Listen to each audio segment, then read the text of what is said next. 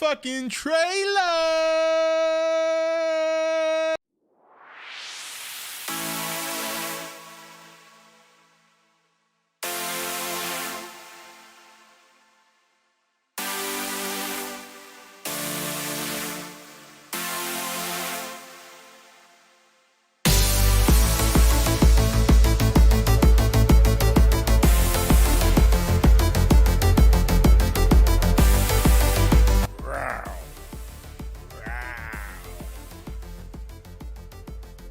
Would you like to see Gorosaurus versus Man, the solo trilogy from Toho?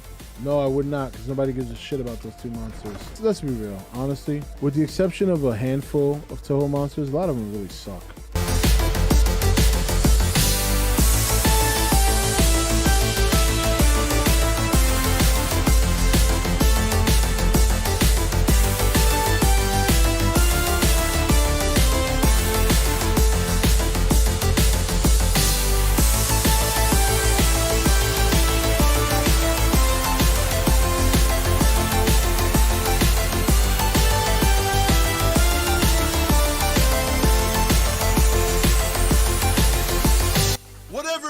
To stop the motherfucking lie.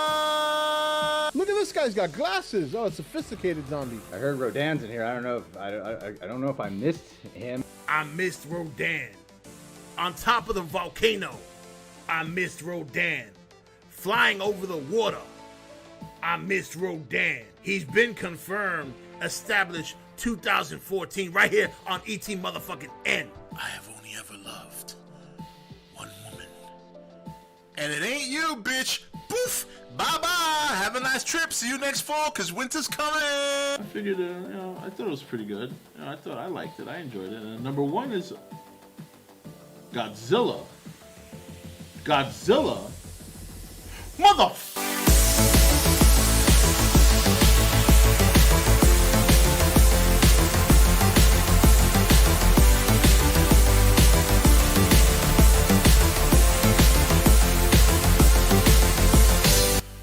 Motherfucking trailer.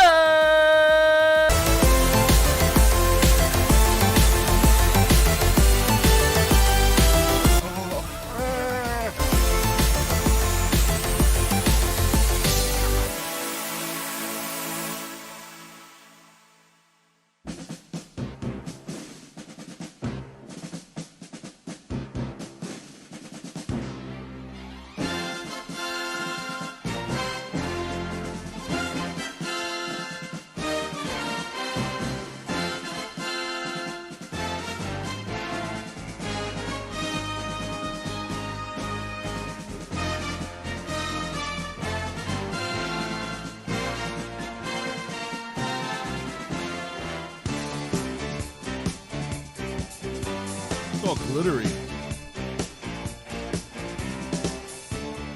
Hi. Change your plans tonight. Oops, sorry about that.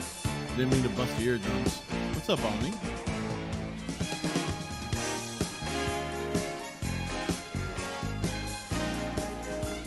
I was gonna make a joke about how Omni said my name with exclamation points, but I don't know if her boyfriend's watching, so.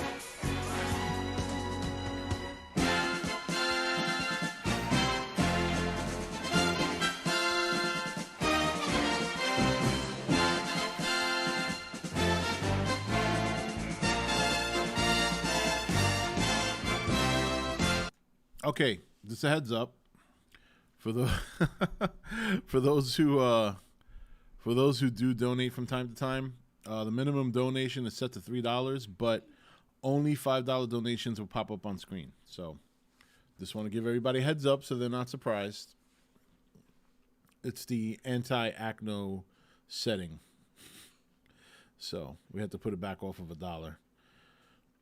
It was kind of lazy today. Like, I was just, I was like, oh my God, I forgot to get the stuff to do my beard. I didn't have the energy to go all nuts and crazy. And then I was like, you know what? My birthday's Tuesday. Why don't I just do the stream on Tuesday? The only reason I used to do it on like Saturdays before is because I would be working. So doing it during the week wasn't ideal. But it's like, I'm not working right now. So let me just do it Tuesday. So we're going to do it Tuesday. Gives me a couple more days to prepare. It was funny though, because I almost changed my mind. We ordered from a burger joint tonight. We wanted to try this new burger joint. and it was really good. But they had on the menu a 9-stack burger, and I was like, oh, that'll be cool to bring on stream and do as like a birthday challenge. Try to eat the whole 9-stack burger on stream, but I was like, I can't do that shit. I know I'm not gonna eat that. Doesn't matter how big I am or how much you think I might eat. I'm not gonna finish that shit. So we'll just, let's not get crazy. So we'll leave the drinking and the festivities for Tuesday. We'll still go with the anime. What we'll do is I'm gonna start early. I'm gonna start like at 6, and we'll do the anime thing. I watched like 2 episodes of what looks like it's gonna be Demon Slayer now. So I'll watch an episode or so of that, depending on how long the episodes are. I don't know if they're 30 minutes or an hour. If it's like an hour, I'll do 1 episode. If it's like half hour, I'll do 2 episodes. Yeah, 9-stack. I was like, whoa. I was like, I don't even know if I'm going to be able to move, I always plan on watching you live, but always forget to join. Oh, it's okay, Grog. I'm glad you're here. Thanks for coming through. If this is your first stream, it's going to be a little unconventional. I originally had my birthday stream planned for tonight, and I'm moving that to Tuesday, so this is like a freelance night. Like, we're just going to talk about whatever pops up. Usually, those are the best streams, the ones that are spontaneous, because usually some crazy shit goes down. Crazy topics will come up. And, yeah, so, yeah. Akno Goji tipped $5. You know that won't stop me. Also, hi. Hi, and I know it won't, but it'll slow you down. Maybe next time I should put it up to $10. Let's see what happens. Nah, Omni can take a 9-stack.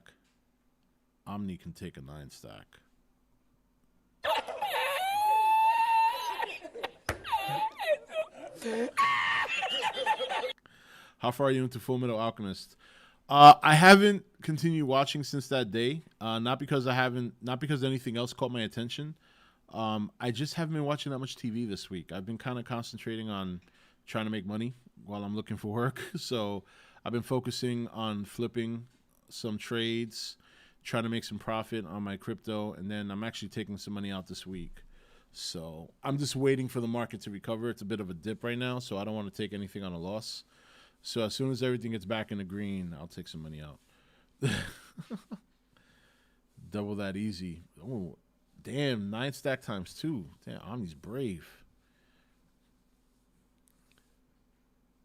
See, the stream got political. How did the stream get political? We're only like 7. Nobody's mentioned politics except you. Sometimes it does get political, though. But that's not my fault. Are you going to do the card readings next week after the birthday stream? You really want me to do the card readings, don't you? All right, you know what I'm going to do? I'm going to make it a big event, though. All right? What I'll do is I'm going to make it like a full stream of tarot readings. And I'm even going to, you know what I should do? If you're a member on the nation, you get free tarot readings. If you're not a member, you got to pay $5.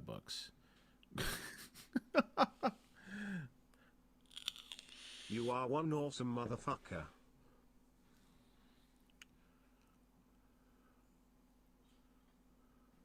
Akno Goji tipped $5, so nukes. We'll do a nukes towards the end of the stream. Look at Severio's like, damn it. Damn, dude, you don't got $5? Jesus Christ. Damn, dude. Even I have a lot of money and I'm not even working. Another Lenny concert. Oh, yeah, that's true. I did that last year, didn't I? Did you see the Giants fired Jason Garrett from being offensive coordinator? Yeah, that happened like earlier this week. It doesn't bother me what they do. They suck. They could change everything and they're still going to be garbage. It's a waste, too, because that's a talented team. But Daniel Jones don't know how to hold on to the ball. That dude fumbles like twice a game. I'm cheap. I'm saving all my money. Well, you know what they say. You get what you pay for. I don't know. I'm not saying I'm going to do that, but it would be cool if I kind of built like a second audience around tarot card readings, and then I could stream tarot readings and actually make a little cheddar. I don't think that's such a horrible idea. I'd need to find a way to do it so that you guys get it for free, and new people who come in don't. But then that'll be kind of fucked up. I don't know. Do you allow coupons? Yeah, just write an IOU and send it to me via email. I'll take IOUs. Nah, we'll do it again. It's just I'm gonna have to dedicate a whole stream to it. You know what I mean? Maybe we'll do tarot reading Friday nights. I don't know, and we'll do it like 4 hours. You know, every third. Yeah, it's too early to get. We're not due for another political stream till Wednesday. If the Giants can get a decent online around him, I think Jones will be good. I think Jones is good, and I do think you're right. The offensive line is also a problem, but You are one awesome he does motherfucker. fumble too much, man. He fumbles a lot. You know, you can't expect quarterbacks not. Goji tipped $5. That game between the 49ers and the Vikings is going to be close game.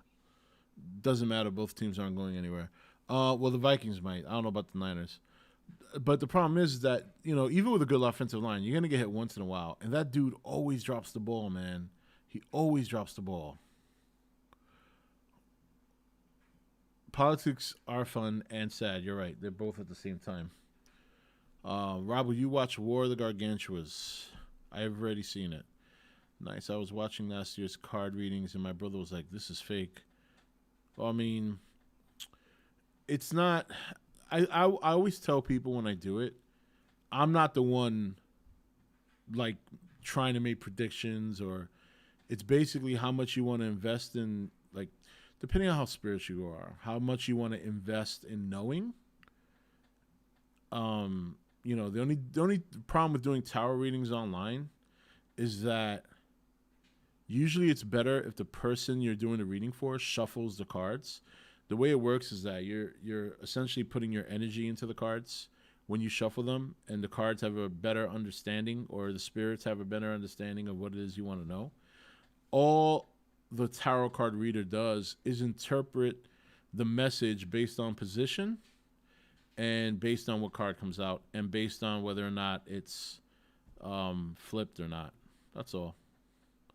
No, we'll do Halo on Tuesday. We're going to do everything we planned on doing tonight. We're going to do Tuesday. You are one But awesome Tuesday's my actual motherfucker. birthday anyway, so it makes more sense. Like I said, I'm not working, so... Akno Goji tipped $5. Hey, the 49ers can make to playoffs as so long they don't lose a game. Yeah, that's kind of hard. And even if they make the playoffs, they're not going anywhere. Akno, the 49ers aren't going anywhere. You guys figure out your quarterback situation. Oh, sorry about that, Brian. I know that's what you came for. But Tuesday will definitely. I wasn't prepared today. I didn't even buy the game yet. And then on top of that, there were some other things I had planned that I just don't have. I wasn't prepared for. I didn't go out to. It was a very lazy day. I didn't even feel like getting out of bed. The only reason I got out of bed was to walk my dog. If it weren't for my dog, I would have been in bed all day. I was just tired. Just wanted to sleep. That shit is fake. Cough is skeptic. No, and that's fine. Everybody's a skeptic. Most skeptics will never get an accurate reading because they're skeptical. You got to kind of let yourself go. You know what I mean? That's why when skeptics do a tarot reading, and I do a reading for someone who doesn't believe in it, and they're like, see, that's nothing like me. And I'm like, well, you know, and they're like, I don't believe in this. I'm saying, well, that's why it didn't work. If you don't believe in it, you're not going to get out of it what other people might get out of it. You know? Rob, do you like Back to the Future? Yes, I do. Yeah.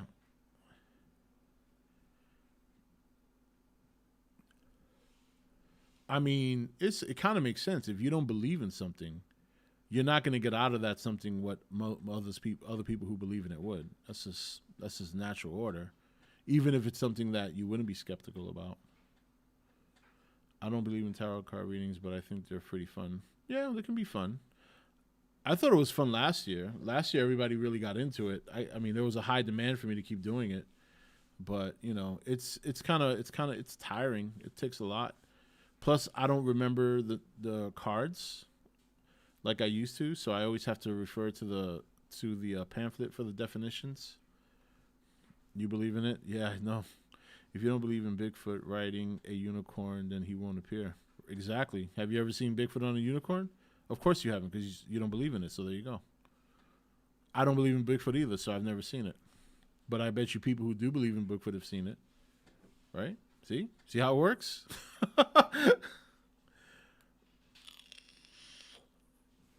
What do I think about the new COVID strain? I think it's convenient that we got a new strain just as we were kicking the shit out of this last one.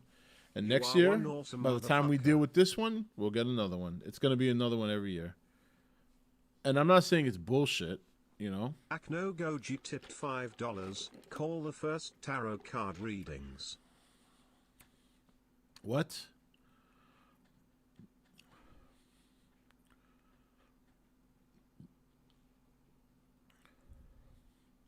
You want more Shrek jumping hoops?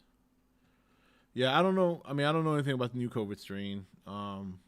We seem to be pretty prepared for it. The only thing I'm hearing about it is that it's once again, very transmissible. But there was one article I read that said this is not necessarily a bad thing. They say usually when you get to a point where you're defeating a virus, it tends to mutate very aggressively as a means to survive. So we don't know how dangerous the strain is yet, but this is probably the tail end of it. Isn't that just how the flu works? Yeah, it is. That's essentially what COVID is. It's a flu. It's, you know, like I said, it's not going to go anywhere. Everybody oh my God, a new strain. Like, yeah. We get a new flu strain every year too. Nobody freaks out about that. There will always be new strains. That's how viruses work, yeah. Yeah, it's not a big deal. You are one awesome motherfucker. Yeah, I think the problem with this one, Brian, though, is that people are like... Goji tipped $5. Can I be the first person to get a tarot card reading? Only if you pay $50 when the time comes, then you can be the first. I don't know, why would you need a reading? Last year we did a great reading on you. You got you all the answers you needed, and you never followed up. I recall saying that it's resistance of some of the vaccines too, apparently. Yeah, that'll happen. Look, this is I don't think there's anything to worry about till there's something to worry about. You know, I mean, we've had the COVID here, all of us. You know, it was a pain in the butt, sure. It wasn't pleasant, sure, but it was no different than having the flu, you know, with some annoying side effects. Like, you know, for a week I had to use an inhaler. After I got rid of COVID, I had an inhaler for a week because I'd be out of breath just from doing basic things. But after a week, that was gone, you know. I mean, it's inconvenient and it's annoying, but deadly. I don't think it's as deadly as it was when it first came out because we didn't know anything about it. Now that we know things, even if you get a new strain, there's going to be a lot of similarities. Most of the differences are going to be how easily it is to catch it and who it infects. I think this one they say can infect children a little bit stronger than the last one. You know, like this one is children, young adults and children are more susceptible to this one. But it could be less potent. You know, we just don't know yet.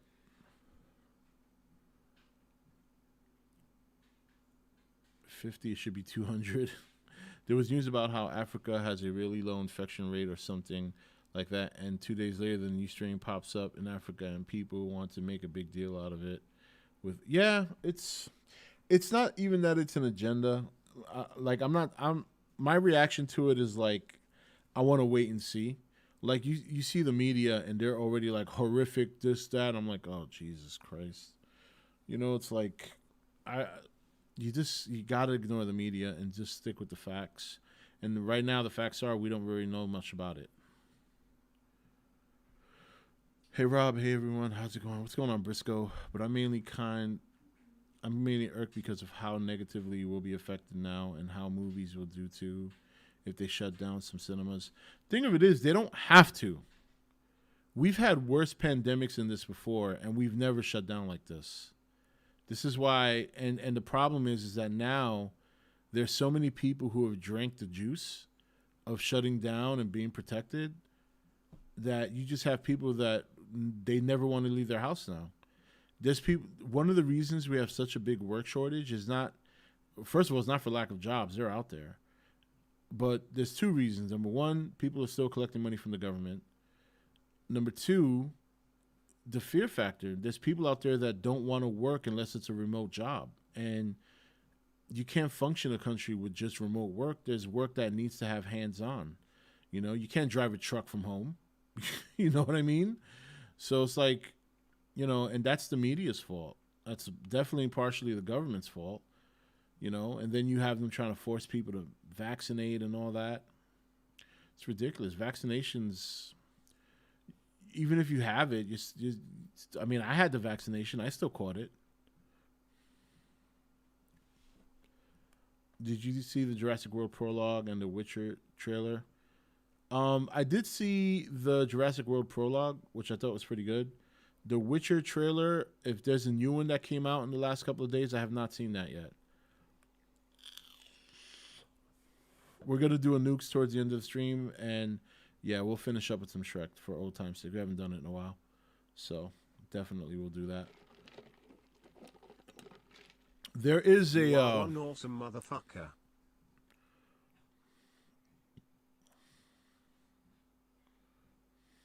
Akno Goji tipped $50. Can I be the first tarot card reading? But the thing of it is, Akno, you just tipped $50, and we're not doing tarot card readings tonight. I just said when the time comes, if you want to go first, it's got to be. And you took me seriously. Like, not everyone's gonna run a tarot card reading. I probably would have gotten to you without you even having to spend $50.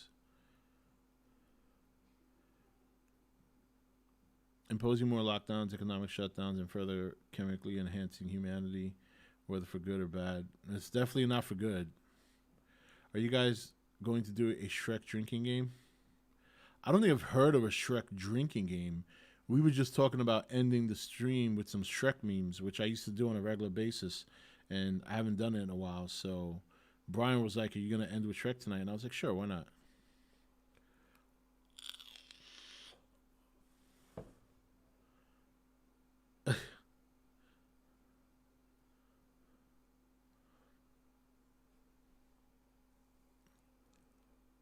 They say the next Jurassic World film will ask one question, and that's if dinosaurs existed among men, would we be safe? And the answer is no. Yeah, I think that's a stupid question to ask if that's their plan in the movie. No, we would not.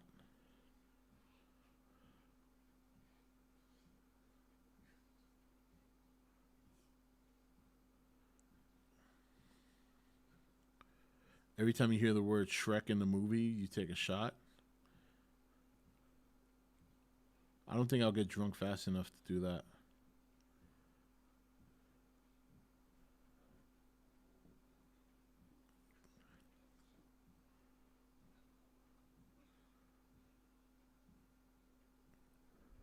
Yeah, I see. That's one thing you could guarantee. I won't be leaving my house if dinosaurs are roaming. Hell no. Me and my family would starve to death before I get eaten. How would I rank the Shrek movies? I think the first one's the best one. They progressively got worse. Like 1 and 2 are really good. After that, they kind of were shit.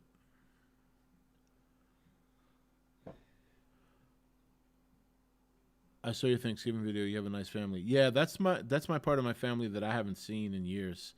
That's why I got my cousin's names asked backwards. My cousin Chloe, who was the one with the glasses, and my cousin Sophie, who was the one I thought was Chloe.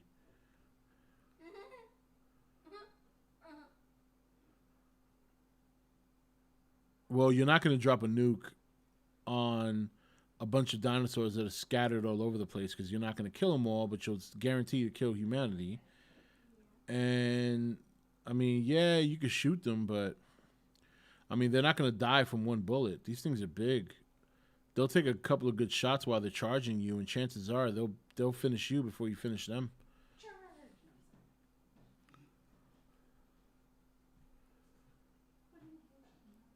1 and 2, I think, are the best ones. After that, they should have stopped.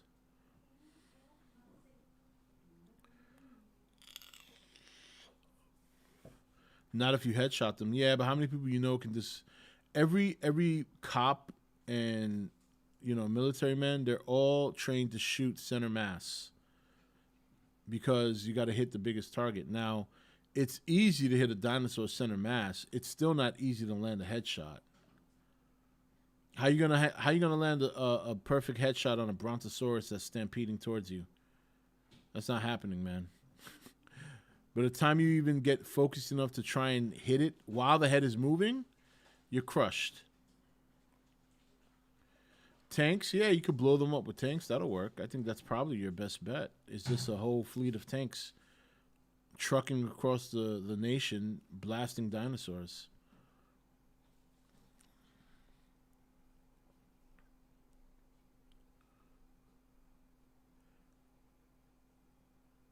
It's like a dino version of the EMU war?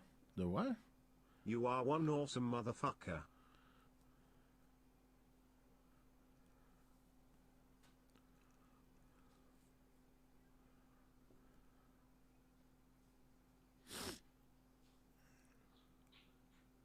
Meow. Thank you for that. No scope, dim dinos. Australians wage war with emus. Easiest way to beat dinos would be to use short-range tactical chemical weapons. Nah, I think a fleet of tanks would be fine. You don't want to start messing with chemical weapons. You still got to worry about humanity. I don't know what an emu is. Is that short for something, or... Did I ever play Dino Crisis? No, I never played it. Unless it's Chris Pratt's Owen Grady goes all Orlando Bloom Legolas from Return of the King. It's a big bird. Australia waged a war against emus and lost? Yeah. Oh, flying targets, that's a whole different ball of wax. Oh, Great Value Ostrich? Okay. Wait, how did they lose? Let me guess. They went to the war without trying to kill them? Because I can't see how they would lose.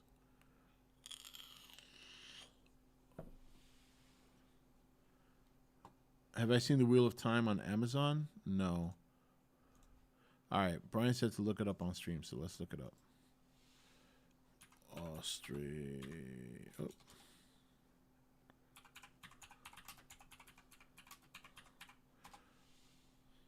Australia once declared war against emus and lost. Australia in 1932 declared a war against emus as about 20,000 emus began occupying farmland, which was intended for World War I veterans.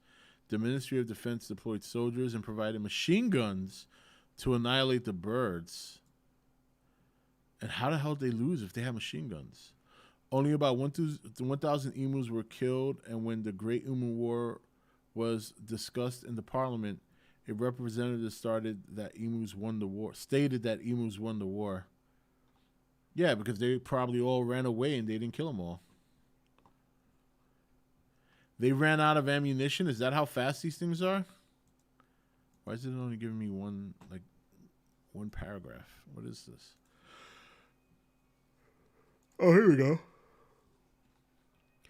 On November 2nd, the men traveled to Campion, where about some 50 emus were sighted. As the birds were out of range of the guns, the local settlers attempted to herd the emus into an ambush, but the birds split into small groups and ran so that they were difficult to target. Nevertheless, while the first fusillade from the machine guns was ineffective due to the range, a second round of gunfire was able to kill a number of birds. Later the same day, a small flock was encountered and perhaps a dozen birds were killed. The next significant event was on November 4th. Meredith had established an ambush near a local dam, and more than 1,000 emus were spotted heading towards their position. This time, the gunners waited until the birds were in close proximity before opening fire. The gun jammed only after 12 birds were killed, and the remainder scattered before any more could be shot. No more birds were sighted that day. In the days that followed, Meredith chose to move further south, where the birds were reported to be fairly tame, but there was only limited success in spite of his efforts. By the fourth day of the campaign, Army observers noted that each pack seems to have its own leader now, a big black plumed bird which stands fully 6 feet high and keeps watch while his mates carry on their work and destruction and warns them of approachers. At one stage, Meredith even went so far as to mount one of the guns on a truck, a move that proved to be ineffective as the truck was unable to gain on the birds Wow, really? Damn, those things must be fast. And the ride was so rough that the gunner was unable to fire any shots. By November 8th, 6 days after the first engagement, 2,500 rounds of ammunition had been fired. The number of birds killed is uncertain. One account estimates that about 50 birds were killed, but other accounts range from 2 to 500, the latter figure being provided by settlers. Meredith's official report noted that his men had suffered no casualties. I hope not. On November 8th, members of the Australian House of Representatives discussed the operation following the negative coverage of the events on local media that included claims that only a few emus had died. Pierce withdrew the military personnel and the guns on November 8th. After this withdrawal, Major Meredith compared the emus to Zulus and commented on the striking maneuverability of the enemies, even while badly wounded. If we had a military division with the bullet-carrying capacity of these birds, it would face an army. It won't face an army in the world. They can face machine guns with the invulnerability of tanks. They are like the Zulus who even dum-dum bullets could not stop. Second attempt. After the withdrawal of the military, the emu attacks on crops continued. Farmers again asked for support, citing that the hot weather and drought that brought the emus invading farms into the thousands.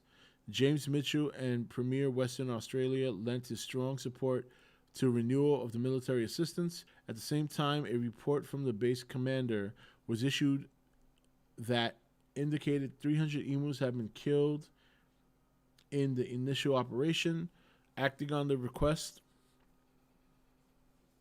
and best commander's report, by the 12th, the Minister of Defense approved a resumption of military efforts. He defended the decision to the Senate, explaining why the soldiers were necessary to combat the serious agricultural threat of the large emu population. Although the military had agreed to lend the guns to the Western Australian government on the expectation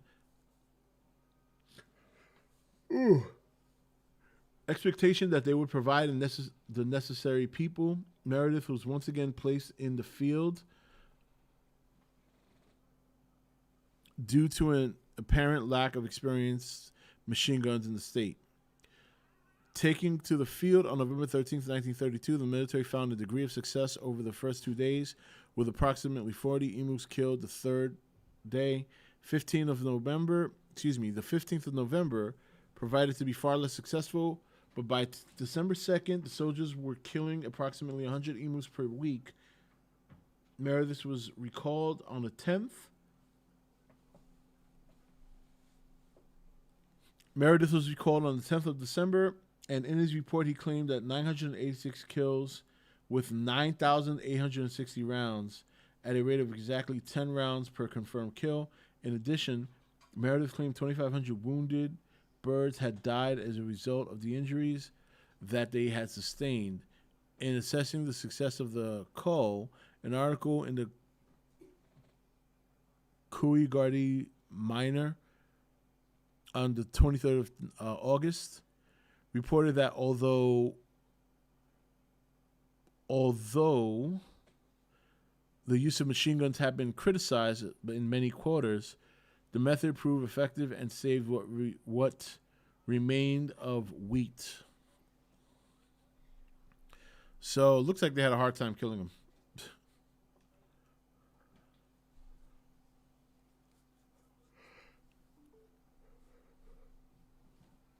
A very embarrassing moment in history for Australia, I'm sure.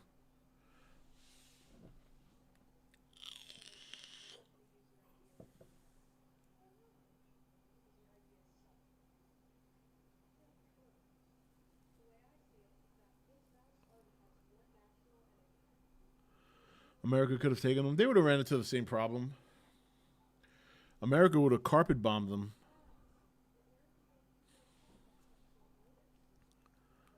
But then you would have killed the crops. They were trying to preserve the crops.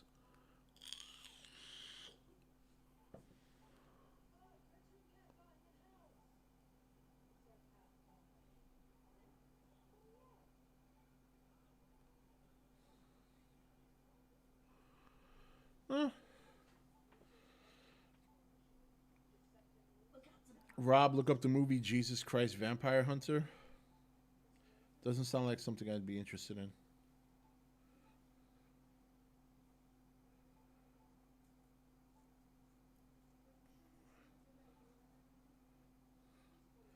In real life, Angry Birds without slingshots and green pigs inside the buildings. What's going on, Cosner?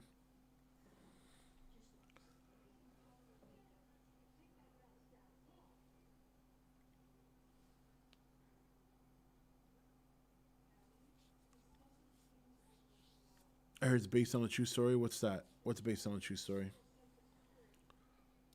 Maybe that was the inspiration for Angry Birds, was the Emu War. The Nano Tyrannus? What are you talking about? Is that a new dinosaur in Jurassic Park? Or Jurassic World?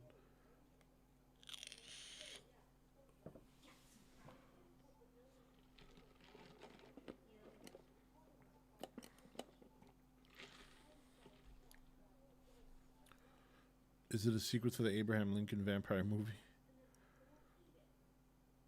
Rob, how do you feel about PS5 DualSense controller? Do you feel it's just a gimmick or actually impactful?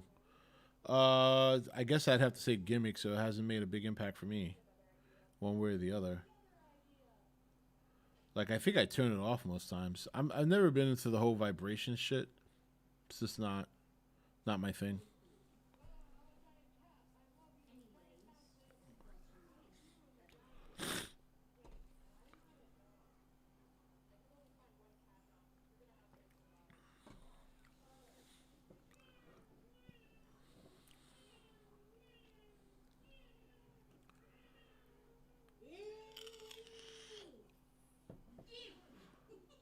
Is based on a true story? Yeah, I'm sure.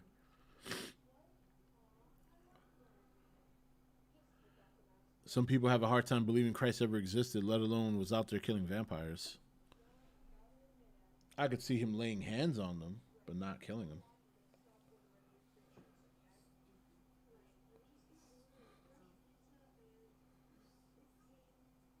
The seventh Mandalorian. Welcome to the Wheaties Club.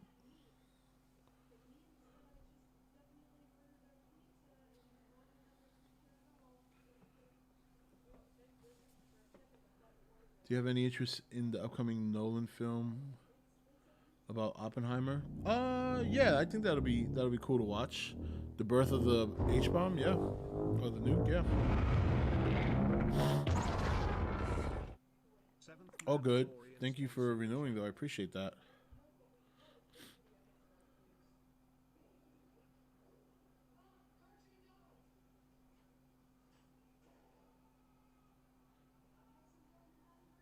Yeah, I don't use I didn't use the DualShock controller either.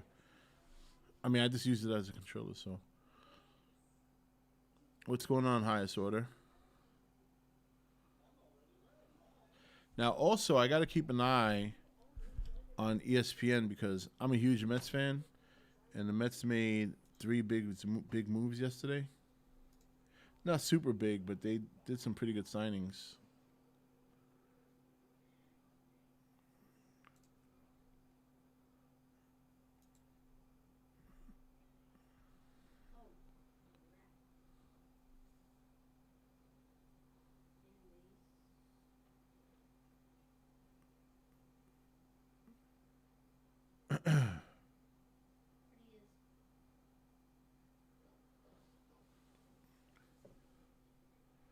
Any advice on building a game PC?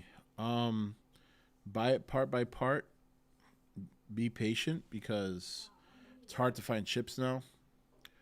But my best advice would be get a ray tracing video card because most games are going to be doing ray tracing now, and it makes a big difference in visuals.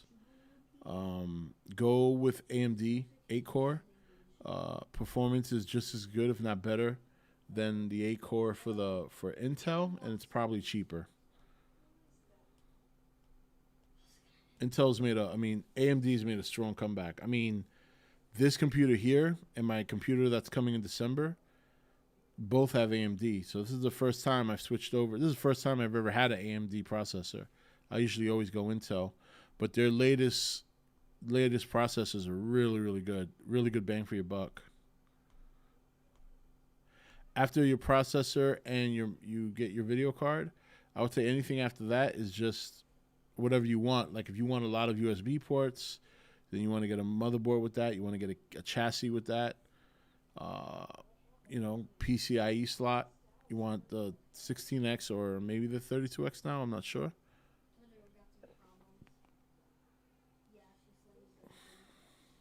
Although you don't need 16X is fine.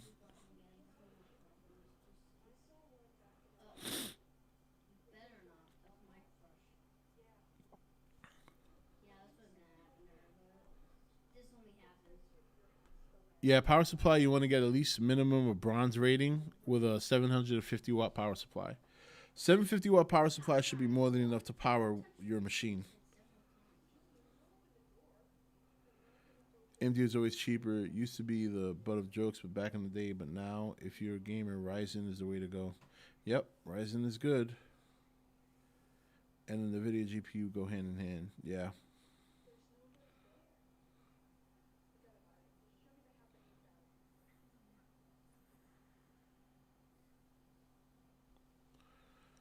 I'm going to come back after I get off work and write all this down. Yeah, concentrate on your video card and your processor. That's where you want to put most of your money. Then get your motherboard.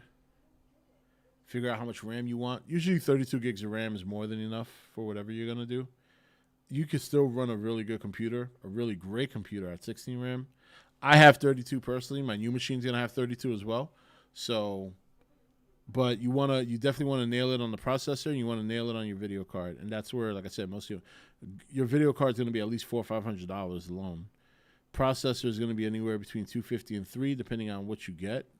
Like if you get the Ryzen 8 core, it's going to be cheaper than i7.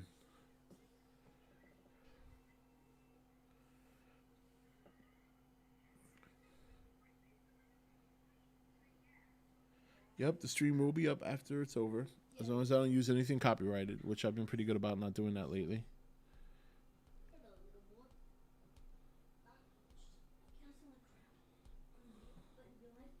You are one awesome motherfucker.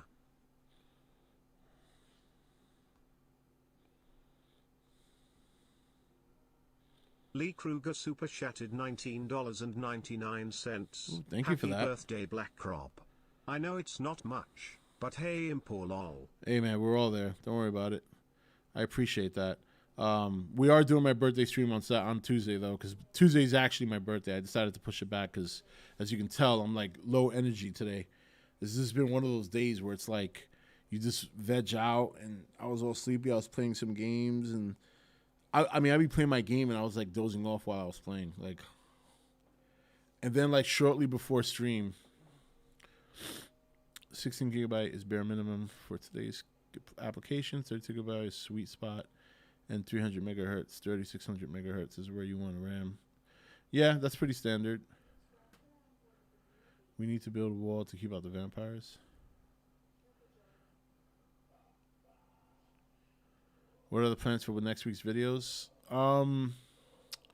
So there's still a couple of suggestions people had that I haven't fulfilled yet. So I'll probably start with those. Am I excited for Final Fantasy 16? I'm always excited for a Final Fantasy game. That's not to say that I've liked them all.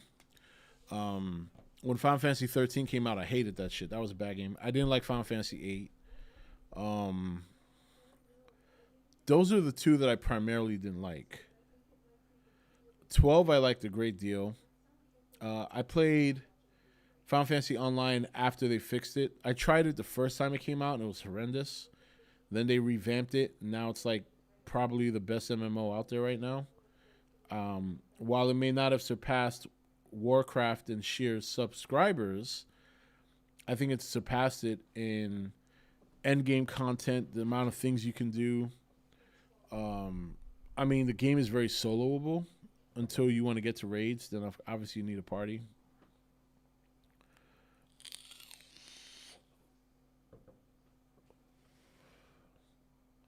The only thing I'm worried about are tunneling reptilians. What?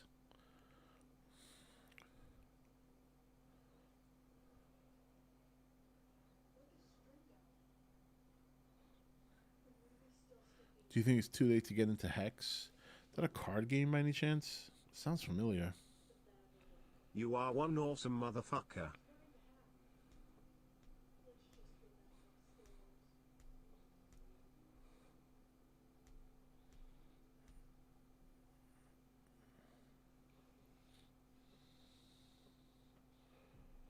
I didn't lower the slide enough. It's like shining in my face.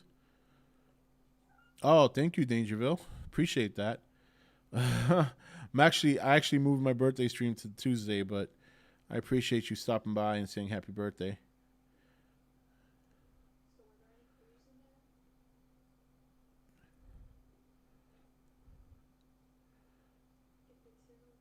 That's right, guys. Get hype in chat for Mr. Dangerville. I'm assuming it's Alistair. It's always Alistair. I don't think I've spoken to Jacob once.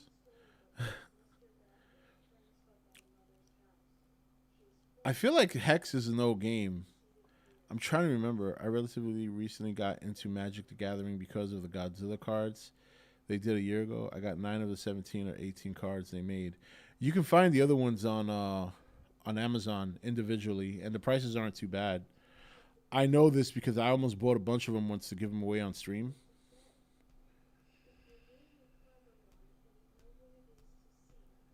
Dangerville, I've seen them on Twitter before. Yeah, well, they have a pretty good channel. They do a lot of Godzilla, Kaiju, and Jurassic Park stuff, so should go give them a look-see. It's probably Jacob because Alistair is living in the UK. I don't know, because Alistair's come in here at this time before. But it could be, I don't know.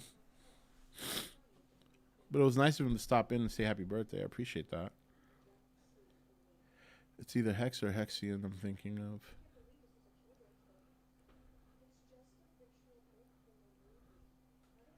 Dead by Daylight, you should play it. It's a very fun game. Yeah, I started playing a blockchain game again that I was playing earlier this year. I think I told you guys about it. And it was the game where I got a drop for this NFT and it was worth like $250. So I was like, I should start playing this game again. So that way I could see if I could make some money while I play. So it took me a while to remember, like, I had to get access back to my wallet and all this stuff.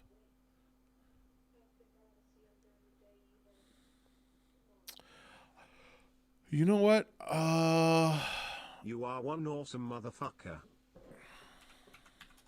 Yeah, the crypto game that I'm playing is called Lost Relics.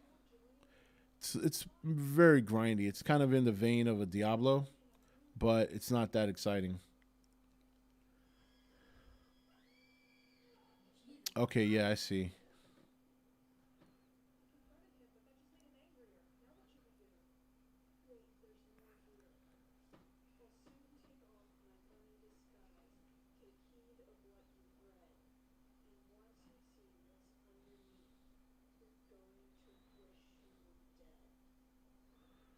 What am I playing on PS5 right now? I haven't played.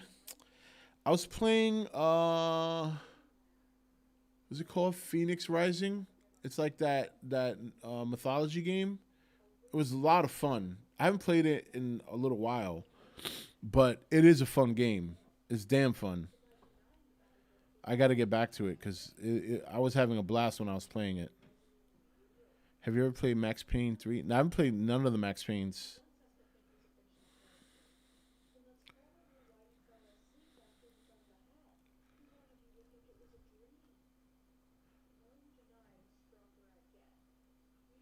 Yeah, that's the one. Immortals, Phoenix Rising. That's the one. Fantastic third-person shooter and stellar story as well. Very underrated in my opinion. You talking about Immortals? Rob, would you ever do Amigo? No. Do you know how much trouble we almost ran into last time we did that? It was funny, but there was a lot of dong moments, and we don't want that on stream. Do you think the Lakers should trade Russell Westbrook since they're playing so poorly? No, I don't think so. I just think, LeBron's getting old. He's getting grumpy. You seen all the shit he's pulled in the last week? He got these 2 people thrown out of the game. I've never seen I've never seen an NBA player grab the official, point to 2 fans, and tell them that they got to go because they were heckling him. I mean, you want to talk about being soft. Yeah, that was like last year we did that. Yeah, I remember because I was still in my parents' house at that time.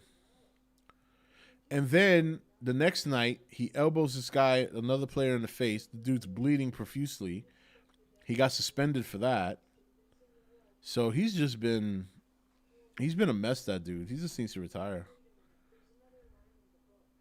Well, what the fans were saying were out of bounds. Yeah, but all fans do that. All fans say dumb shit. You can't throw them out of a game. That's bullshit. You gotta be harder than that. Believe me, I've heard fans heckle, man. They can be brutal. They say those things to get under the player's skin. You got your tickets for No Way Home? There you go. No, I think they were saying something about his kids, but it doesn't matter. It's actions like that why he'll never be Jordan. Jordan is from a different era. Yeah, I mean, he's just he's very soft. He's very arrogant. He's just not a good person. Overall, he's just not a good person. Wishing death on his kids is horrible. Yeah, but it doesn't mean they're going to die. I've had people wish death on my kids too. I'm still streaming, right? I didn't call YouTube. I didn't call YouTube like, these guys didn't. I mean, I was shocked. I was disappointed. I was like, but what are you going to do? People say dumb shit, man. You can't live in a bubble. I'm sure he's heard worse than that. He's just been on some shit lately. Like, I don't know. He's just been, I don't know. Great player and all, but man, oof, what a softie.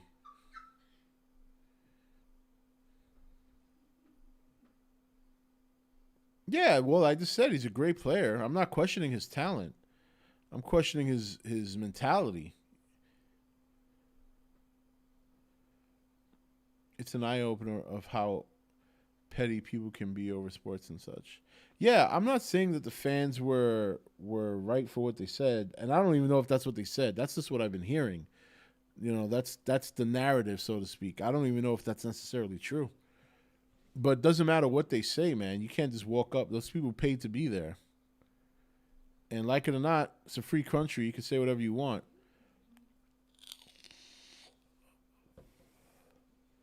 Bro, has anybody ever been to a Red Sox Yankee game knows what kind of hilarious shit the fans... Yeah, absolutely.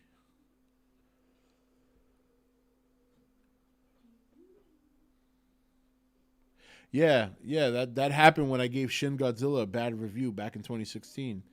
I had several people email me. This is back when you could still send direct messages to people on YouTube. And yeah, I had people like, yo, I hope your kids die, blah, blah, blah, all this shit. It's like, really? Who will wish ill on someone's children, especially when their children have nothing to do with trauma? Yeah.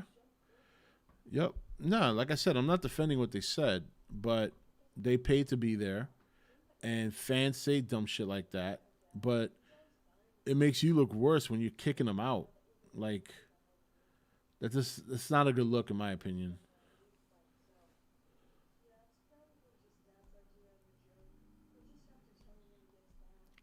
You pay for your ticket to sit on the sidelines, not to say the kind of stuff, though. There's no rules to what you can and can't say. And yes, free speech has consequences in certain situations, not at a basketball game. I mean, again, just because they wish death upon his kids doesn't mean that's going to come true.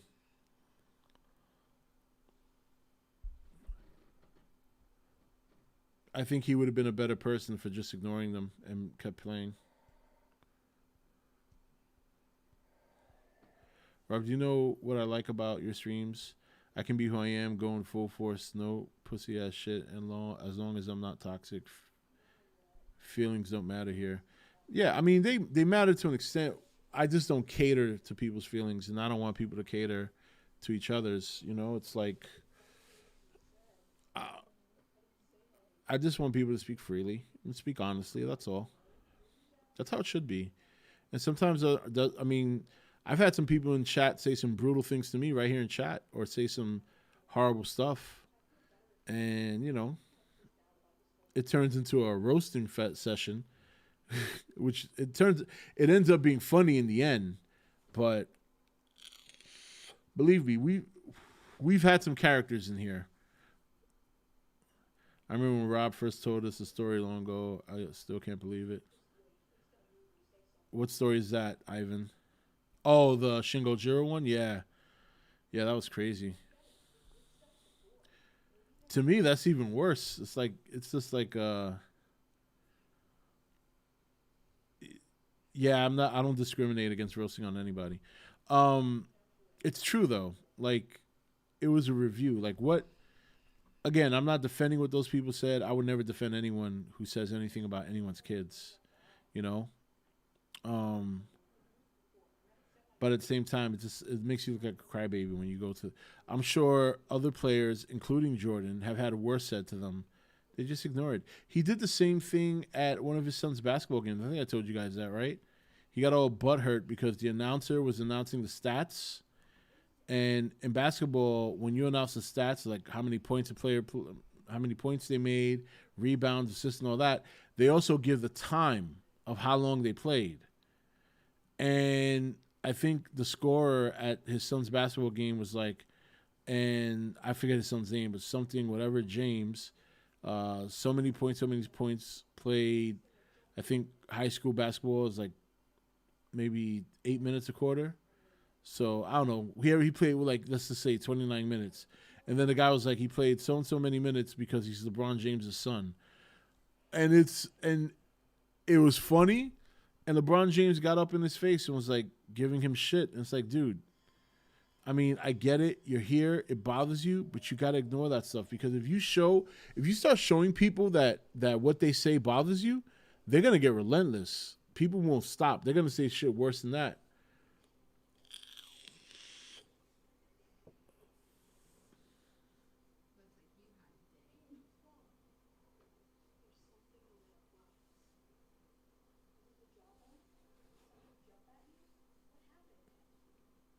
For LeBron to be offended from some shit talk during competition is nothing but hypocritical, in my opinion. If only we could hear the type of shit that talk LeBron has done on court. Yeah. I mean, it's basketball, it's sports. Those people are trying to get under their skin, and it worked. And that's what they want ultimately.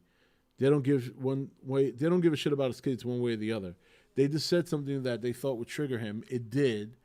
It got them thrown out the game, which that makes him look worse, in my opinion. I mean, you'll have all the basketball pundits defend him because he's LeBron James. But if that had been another player, how about Meta World Peace back in the day when he got into that big fan fight right in the arena? I mean, that's worse than this. Don't get me wrong, but nobody was defending him, and who knows what that person threw something at him. Imagine they threw a beer at him, hit him square. And if somebody threw a beer at me and hit me, I'd probably do the same thing.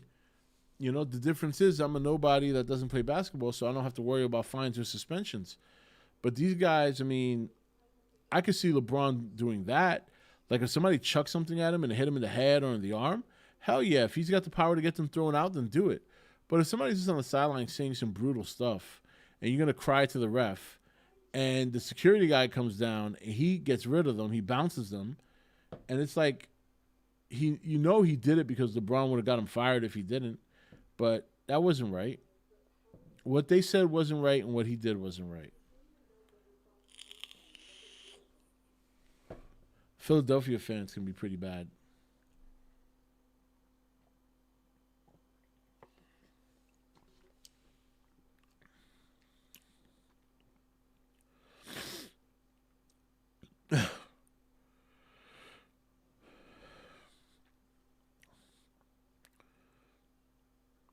Yeah, he did. And he didn't do it intentionally, though. It was an accident. I'll give him that.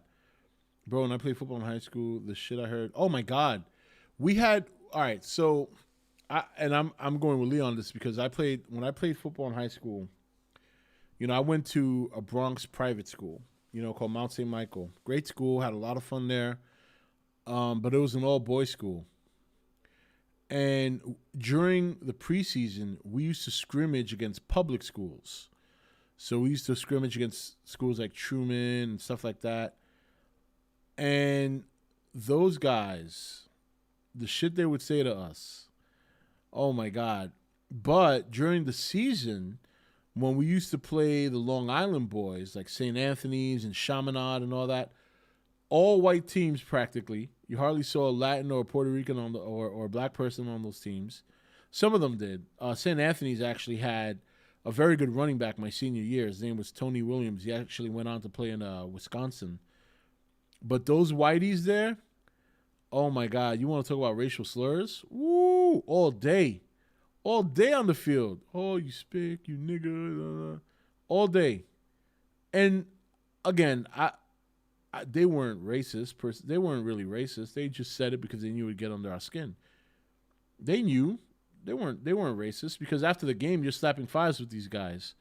But during the game, they're trying to get under your skin because my school and the team I played for and the school in general was very, very good. When I got there, our school had won the championship, and in my senior year, we got to the finals. So we got to the championship game, and we lost to St. Anthony's. So all of the teams in the Bronx were not on our we played the Long Island teams were the teams. Those were the teams that took players to schools like Michigan and Ohio State and all that. Our guys on our team didn't really go very far. We had maybe one guy to go to West Virginia. I had a chance to go to West Virginia, and I blew that. And we had a couple of guys go to Florida, but not like these guys in the islands. But the fact that we always beat their ass, nobody and what made it worse, we ran an all-running offense. We ran the wishbone. We ran the wishbone option offense. We passed maybe 6 times a game, and we were running the ball on these schools for 440 yards. We beat one school called Stepanak. We beat them 60-3. We ran the ball for 800 yards and 6 touchdowns. It was insane. The running numbers we used to put up were just because we had basically 3 running backs.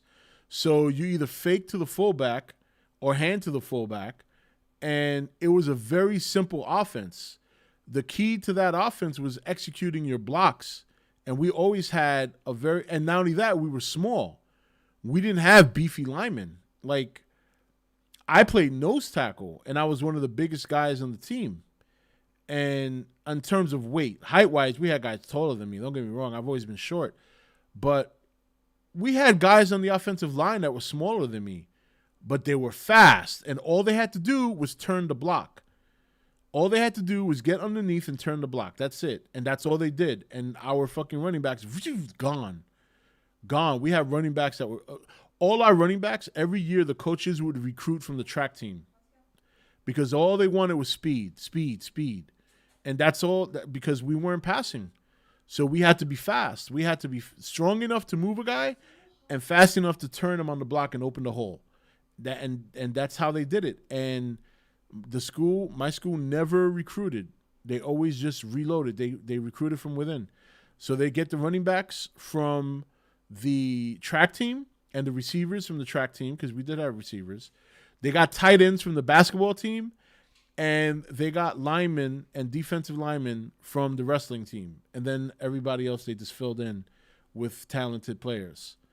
But wishbone, you're talking about 1920s offense, okay? They still run it to this day, I think, if I'm not mistaken. And we were playing these teams in Long Island that were running professional offenses, like the run and shoot, you know what I mean? All passing offenses.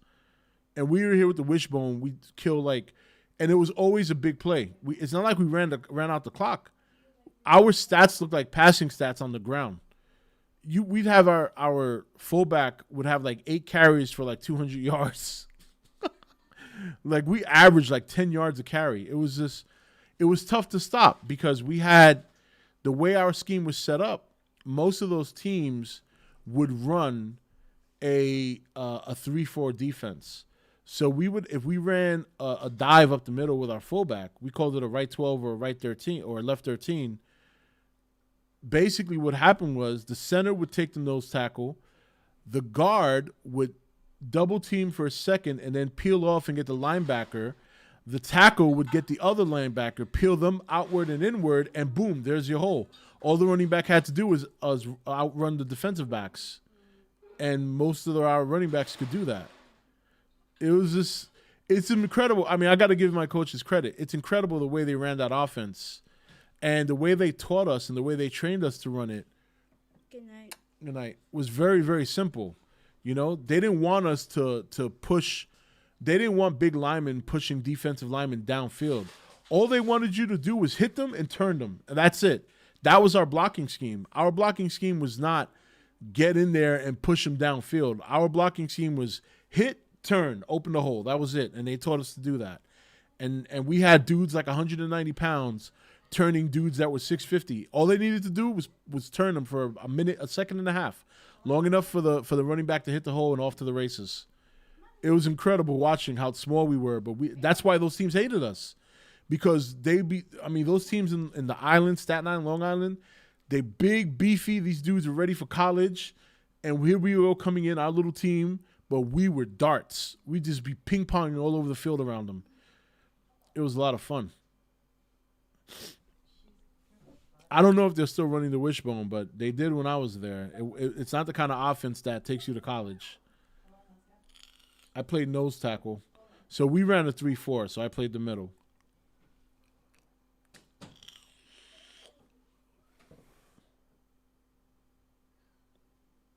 Yeah, not only that about LeBron James, he's also a Chinese patsy. Rob, did you cut players at the line like to forearm and the shin work? No. What I would do, I would do a bull rush. Most centers on the other team really couldn't block me. I used to get double teamed a lot. So when I got double teamed, I just create a pile. So the minute I get a double team, I either dive down to the floor and take the lineman with me to create a pile, or I would I do a spin move off the guard to go into the gap that he opened.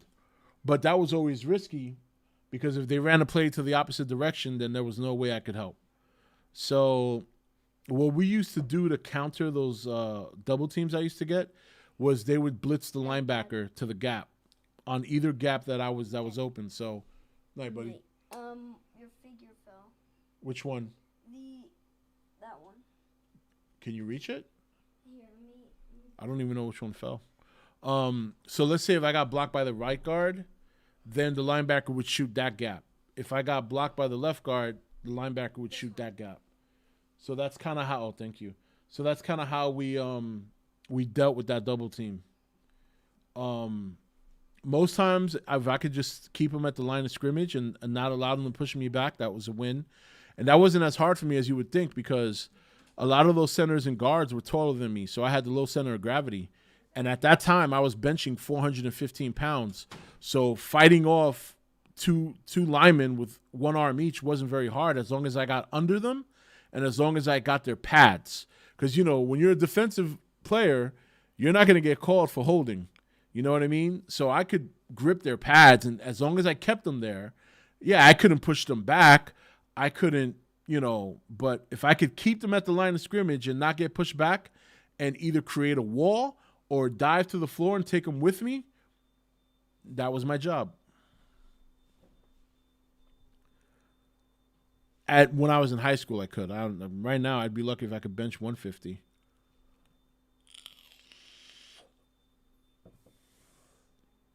I used to take my forearm and hit their shin so they would straight fall over. Yeah. Yeah, throughout my whole high school, I lifted weights. I played football, and I loved it. And I lifted weights, and I was a beast. I was a beast. Like I said, I was supposed to go to West Virginia, but I screwed that up. So I had a chance to go to West Virginia. I had to spend a semester at the junior college to get my grades up. But I didn't like it there, and I ended up dropping out. and there goes that chance. It was very stupid, but at that time I wasn't thinking that way. Like when I played football in high school and I had a chance to go to WV, I wasn't thinking like pro football. I didn't think I had a chance for that. I just didn't. So I didn't take it seriously. I was more concerned about other things. Like I wanted to play to have fun, not to try and go to the pros. I just wanted to play. But Potomac State sucked. And I didn't want, it was in Kaiser, West Virginia. It was a little town. I was bored. I missed home. My grades continued to suffer, so there was no way I was going to make it on the team. So that was that. No, I wasn't this big, but I wouldn't say I was skinny. I was thinner. This is as big as I've ever been. But in high school, I was weighing about 250, 260,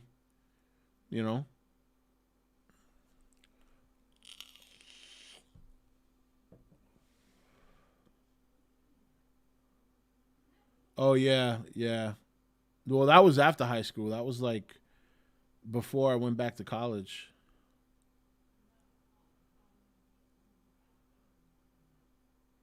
At the end of my football career, I maxed the 220 bench press 8 times. Nothing crazy. No, that's good. I wasn't supposed to be doing 415. That's just what I did. But I lifted weights like year round. You know what I mean? Like I didn't give it a break. I remember when I came into my junior year and we started camp, and some of my teammates saw me coming in pulling that much. They were like, but that's why I played the middle. We didn't have many teams that ran the ball on us, at least not up the middle. They'd have to go wide, and you can't go wide against our defense because we were built on speed, not size. Had a very good, very, very smart coaching staff. Going to bed? Yeah. Can I ask you one small favor? Can you fill me up? Yeah. Thank you.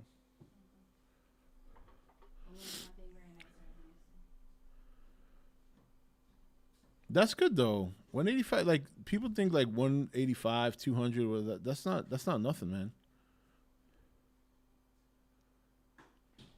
Yeah, my junior year I was benching 415.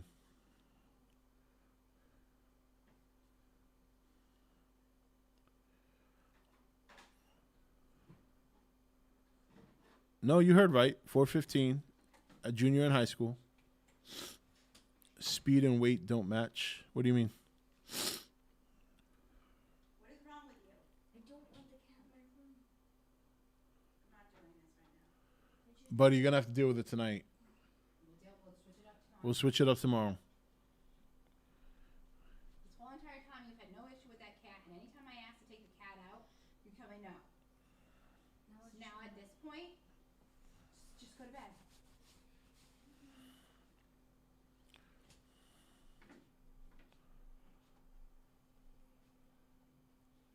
All right. Good night, honey.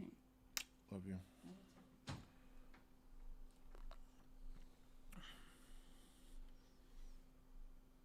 This was my last set out of 4.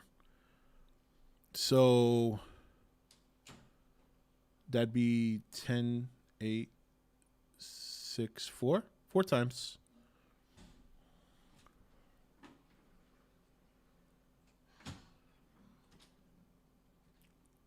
I'm 5'8", and I'm only 130, 145 pounds.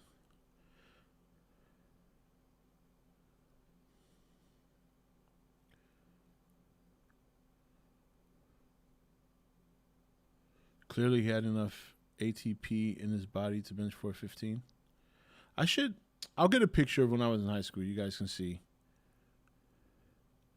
Hey, Rob, can you still be weak but be a very skilled player in football? Well, you have to have some strength. You know what I mean? Like, obviously, if you're playing defensive back, you don't have to be benching anywhere near 400, but you need to be benching at least 2 to be a defensive back. I mean, receivers are strong, dude. Like, wide receivers are weighing like 230 now, and they're like 6'4", and some of them can bench a lot.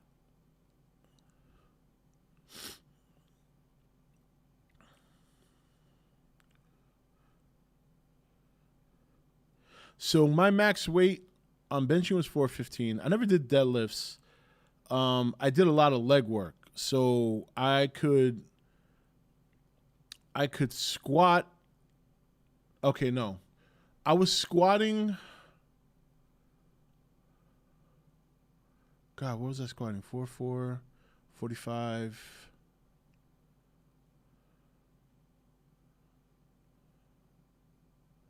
I don't remember what I could squat. I know I could leg press. I was doing 1,200 pounds leg press. That's laying on your back, and then you put the weights on the thing, and you push the thing up with your legs. Yeah, I could leg press. I was leg pressing 1,200 pounds, 600 each side.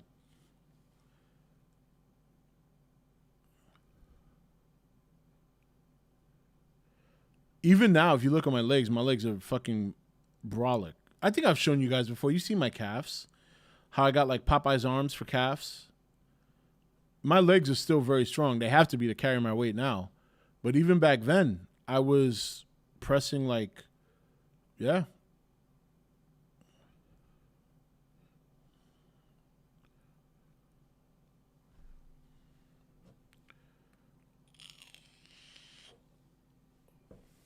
Yeah, exactly, Lee. Yeah, I never skipped leg day. I needed that leg muscle. Believe me. No, I was not a soccer. I wasn't very fast. Like my 40 was only a 4.8. Well, which is still pretty fast for a defensive lineman, but I wasn't as big as a nose tackle should be. Most nose tackles are like in the 300s. I was like between 250 and 260.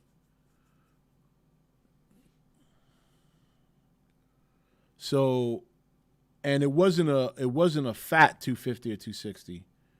You know what I mean? So I was a lot faster than most nose tackles, but I wasn't as big in terms of like weight and even height.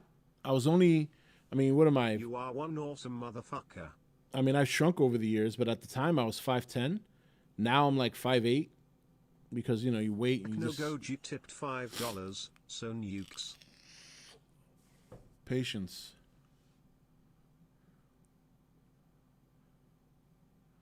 Yeah, but I'm 260.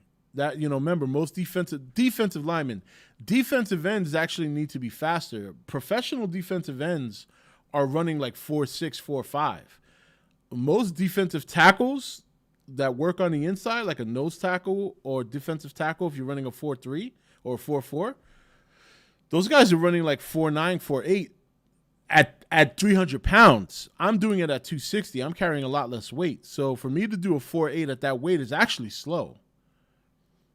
I should be running more of a 4.6 because 260, 250 is a defensive end size.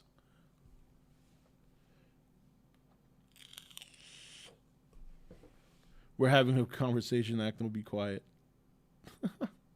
Or sit down, he said. No, I didn't do that at 14 or 15. I was like 17 years old. Dude, I had a beard at 11, okay? I already rocked a full beard when I was in junior high. Do you understand my developmental... You know what? I got a picture of me in Little League when I was 11, and you could see my size compared to the other kids.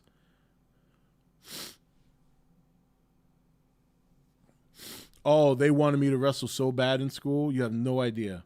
My football coach was also the wrestling coach, and he had been all 4 years he was trying to recruit me into wrestling. He was like, Rosado, you need to get on the wrestling team. You need, come on, you dominate. Just get on the wrestling team. Come on, I can get you into school and this and that. He tried, and who knows, if I had done it, maybe I would have gone somewhere, but I just wasn't interested. You know what I mean? It's just, you know, when you're a kid, when I played football, when I played, you know, baseball and whatever, when I played sports when I was a kid, it was to have fun. It was never with the intent of going pro, you know? I never dreamed of, I don't want to say I never dreamed of going pro. All right, I'll put it to you this way. You know how serious I was of an athlete from the age of 12 to like 22 years old? At 15, I was being scouted by the Kansas City Royals. Never told you guys that. My uncle, it wasn't my blood uncle, it was my aunt's, my father's sister's husband. came to a game one day, and so did my father's friend Augusta, and I was playing right field, and I played the whole game, and I had this play where I caught the ball at the fence, and the guy tagged up at third, and I threw his ass out on a line. I didn't even bounce the ball. And I remember at the end of the game, my father's friend Augusta came up to me. He's like, "You're gonna make it." And then my uncle came up to me. He said, he said, "You need some attention." Like a week later, he calls me and says, "I need you to come to so-and-so park." It was a high school. I think it was Lehman. He says, "Come to this park. I have someone I want you to meet." So I met this guy, and he starts doing drills with me. He starts testing me in the outfield, testing me at third base, testing me at catcher, because catcher was my main position. Then he made me take swings. Going on for like 4 hours. And at the end, I was fucking beat. And I didn't know at the time. And then my uncle was like, "He's a scout for the Kansas City Royals, and he thinks you have potential." Now get this. Now baseball I was interested in playing long term. I actually liked baseball more than football. So when I got to high school, I tried out for the baseball team. And I did well in the tryouts. There was no issue there. I did all my catching drills. I was throwing the ball down to second, gunning it on the line, this and that. And I ended up getting cut. And I was heartbroken. I was like, I couldn't figure out what it was I did wrong. And I was already playing football. I was already a star on the football team because my first year I had 9 sacks as a nose tackle. Granted, it was freshman year, but it made a lot of buzz because it had never been done before.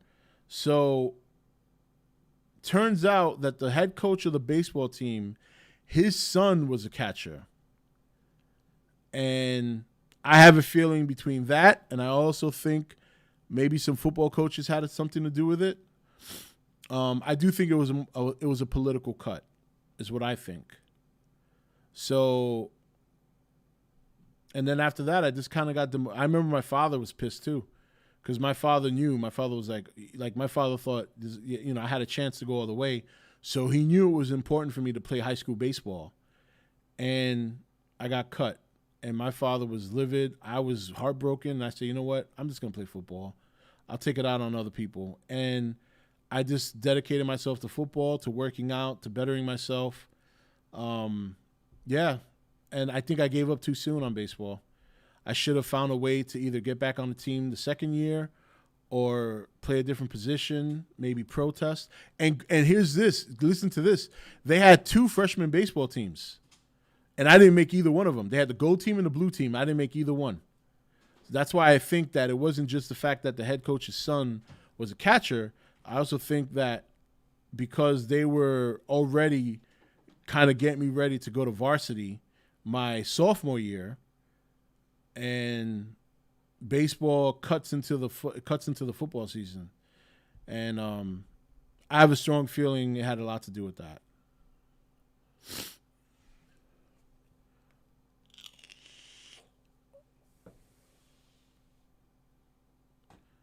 So who knows? Who knows? Things might have been different, but I'm not obviously not disappointed with where my life went. You know what I mean? I think the only downfall of giving up on all that after a while was I'm not healthy now. Back then I was a specimen. I was a beast. I was not cut, but I was big. My shoulders were bigger. My arms were huge. Never had a 6-pack, but never needed it. I just, I was a big boy, and I was doing good things on the field, but I wasn't, my first goal to do all that stuff was always to have fun. And after a while, when I started seeing sports becoming political in high school, it wasn't as fun anymore. Even when I got to my junior and my senior year, as much fun as I was having, it became so much more serious. The coaches were a pain in the ass, you know what I mean? And they even cheated for me. And I didn't feel good about that. And when I say that is because I was supposed to be off the football team my junior year because I failed chemistry. But the chemistry teacher was the mother of one of my football coaches, and I was convinced I was failing that class. I just couldn't get it, and I ended up passing. And I don't know how. I know how, but without taking that into consideration, there's no way I should have passed. No way. But, you know, I mean, my school was a big program in the city for private schools. Again, this is a school that's won several championships from the time I got there to the time I left. And a very good program. We did have players go to major colleges. I had an opportunity and blew it. You know, that's what happens. I mean, my coach played in Florida. He was a Gator, and you know, that's what they do, man. You know, they do that. They if you're important to the team, and I was important. I was captain my sophomore year, so there's no way you can go into the playoffs without the captain of your team. So they passed me for you know.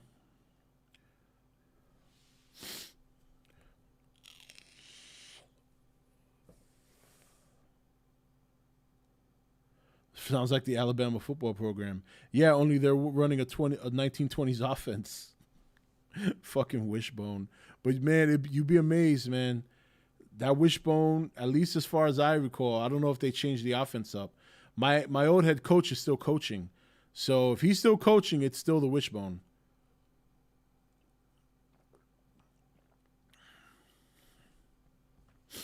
Any funny football locker room shenanigans? Yeah, we had this one guy on my team. I think his name was Carp. His last name was Carp. Great guy, super funny. He used to prank everybody. He used to, when everybody went into the showers, he would come out butt-ass naked, put on a helmet, and run around the locker room, start tackling guys. Naked with a helmet on. And obviously, it was so funny to see the way people reacted when they got tackled. Like, oh, motherfucker, you gay bastard, get the fuck out of here. But it was so funny. It was so funny. This other thing we used to do was we used to do like this crazy countdown. Like we would count 5, 4, 3, 2, 1, and then everybody would just do something nuts like this, like crazy faces or sound. We did a lot of bullshit. Yeah, he was. It was CARP, Carp. He was really funny dude. He was a good player too. Yeah. Yeah, man. Football was great. Football was great.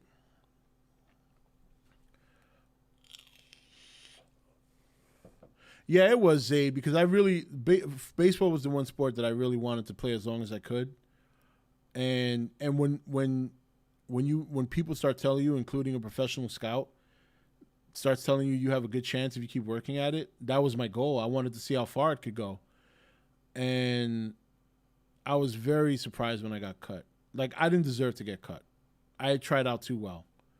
If anything, I had a better chance of getting cut at football because at that point I had never played organized football. When I tried out for the football team in high school, I had never played organized football. You know, and it's funny too. I'll tell you my funny tryout story. I tried out for every position that I wanted to play and never got any one of them. So I tried out for quarterback. I tried out for running back, receiver. And I remember my coach comes up. I remember Coach Manton, freshman football coach. He comes up to me. He says, "Listen, son, I want you to know that I want the best for you. Maybe try out for a lineman position." And, you know, I'm trying to be a team player. I said, "Hey, coach, whatever's best for the team." And he says, "And I want what's best for you." So my first day as a lineman, he puts me in defense, right? Now I'm going up against this other guy who becomes a good buddy of mine. I haven't seen him in years, talked to him in years, but we were like this. Name was Bevilacqua, Stephen Bevilacqua. Bevilacqua was a big boy too. Me and Bevilacqua were the two biggest boys on the team. So people circled around us because Bevilacqua had played for the junior high team. So he had organized football experience. I did not. So first thing Coach Manton does is put us one-on-one. So Manton, Coach must have saw something that I didn't, because he put me up against pretty much their prized possession going into freshman year with Steve Bevilacqua. So I line up. I don't even know how to do the correct stance yet. Coach Manton's like, all right, son, I want you to get in a 4-point stance. 4-point stance. 2 hands down, boom. And then he says, so Coach stands in the middle. Coach is like, on my whistle, I want you guys to kick the shit out of each other. So I was like, Bobby okay. Reynolds tipped $5. What if there's a movie where an anti-hero like John Wick, Dredd, or Rambo type of character fighting killer mannequins? Anyway, so I'm there. Coach is about to blow the whistle. Everybody's looking. I'm like, what's the big deal? I have my helmet on, everything. And this is so funny because you got to hear what the coach says after this. Coach blows the whistle, clash. Me and Bevilacqua going at it. And within like 3 seconds, I lifted his ass and pancaked him on the ground. And coach is like, you see, Rosado, that's why I put you there. That's what I want you to do. And I'm like, all right. He just got fired up out of nowhere. And I think he got fired up because he's like, all right, I got 2 studs now on the line. And it worked out, man. My freshman year, I played nose tackle. My first game, it was against Iona Prep. And I had 4 sacks, including 1 for a safety. So 4 of my 9 sacks in the season came in the first game. Yeah, man. I have such great memories from playing ball, man. My father was a kick-ass football player, too. My father was all set to go to Ohio State as a linebacker. And he tore his ligaments in his knee on senior year. And at that time, fixing ligament damage wasn't like what it was now. His basically football career at that time was over. If that happened now, his football career wouldn't be over. He'd just be out. But at that time, they didn't have the kind of surgery they have now. So he never got a chance to go play for Ohio State. That's why he's a huge Ohio State fan, because that's the school he was supposed to go to. Yeah, dude, Coach Manton was like the dude you see in movies, man. He was my favorite coach. My senior coach was let's see if I can remember his name. It's bad. I can't remember his name. I remember Coach Manton because he was my favorite coach. Coach Ryan was my senior year coach. And he was just sending a random message like the last ass. Like the last ass.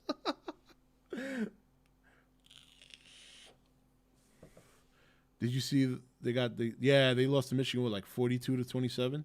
Yeah, I didn't see the whole game. I watched some of it. But yeah, so my father was all set to go to Ohio State. And my father, they called him he was such an intense linebacker, they called him Maddock. It was supposed to be, it's actually Mad Doc, like the Mad Doctor, but for sure, they just said Maddock, and that was his name on the field. And from what I've been told, he was a beast. Played for Clinton High School, and he was a monster on the field. And so was I. I was a monster too. I remember, I did some pretty vicious hits on some kids, man. I personally never liked sports, but it's still intriguing hearing these stories. Yeah, Coach Manton was, oh man, he was great. And I remember he told me when I graduated, he said, you were one of the only players I ever felt comfortable telling you how good you were, because it never got to my head. You know what I mean? Like, I was just out there having fun. That was my number one goal. And I never worried about performing. I never worried about pleasing anyone. I just wanted to go out and have fun. It was fun. I was having fun. And maybe that's why it doesn't bother me so much about the what ifs and what could have beens, because that was never my mentality in the first place. I just wanted to play because it was fun. I liked the camaraderie. I liked the team. I was a leader. It was a good time. I had a very good high school, experience. I can't, despite the fact that it was an all boys school, I had a great high school experience. Had a lot of good friends. our games were packed, so I used to love the crowd cheering. I used to get interviewed after the game for the paper. It was insane, man. By the time I was a sophomore, I was already so well known in the league that when we played that team Stepanak I was telling you about, they were trying to hurt me during the game. I had this one offensive, the center for the other team was doing nasty shit to me. He was like on a play, he would take my helmet and he'd go like this. He didn't give a shit if he got a penalty or not. He was just trying to like either get me psyched out. Every time between plays, defense would take a knee after the play. So that same dude would come around. He would step on my ankle while I had it like pointed. So that way he could twist. And dude, he was. That's when I started getting double teamed already at sophomore, and from sophomore all the way up to senior, I hardly ever not got double teamed.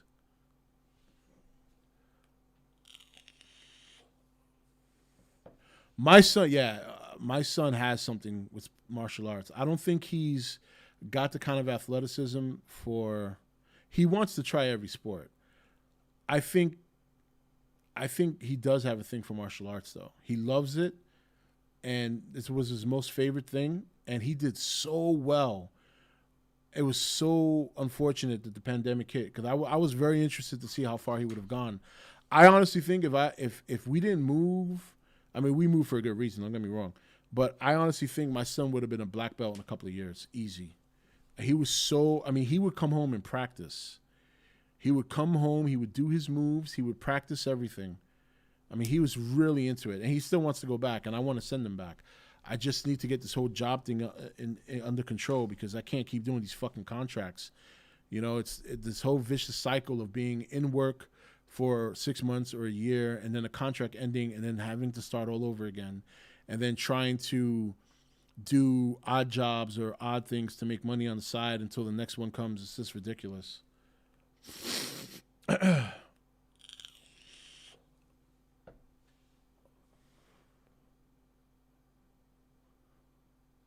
Yeah, I hear you, Lee.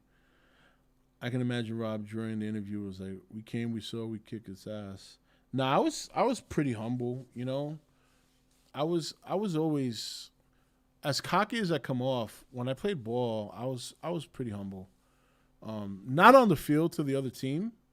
I mean, I'd talk shit to them, but I never came off that way, you know, like never even wore my Letterman jacket all that much, you know. It just would go in, do what I do, and leave. That's it. I didn't even stay to take a shower. I used to go home and take a shower. You know, I'd say bye to everybody and I'd be out. You know, never went to that many parties. You know, I just I did what I wanted to do, man. I played football because it was fun. When football was over, I'd go home. I'd play basketball in the park with my dad and my uncle. You know, I'd come home or play video games. Did all that stuff. I had, my parents are very good. You know, I had a pretty good childhood life. I have no complaints.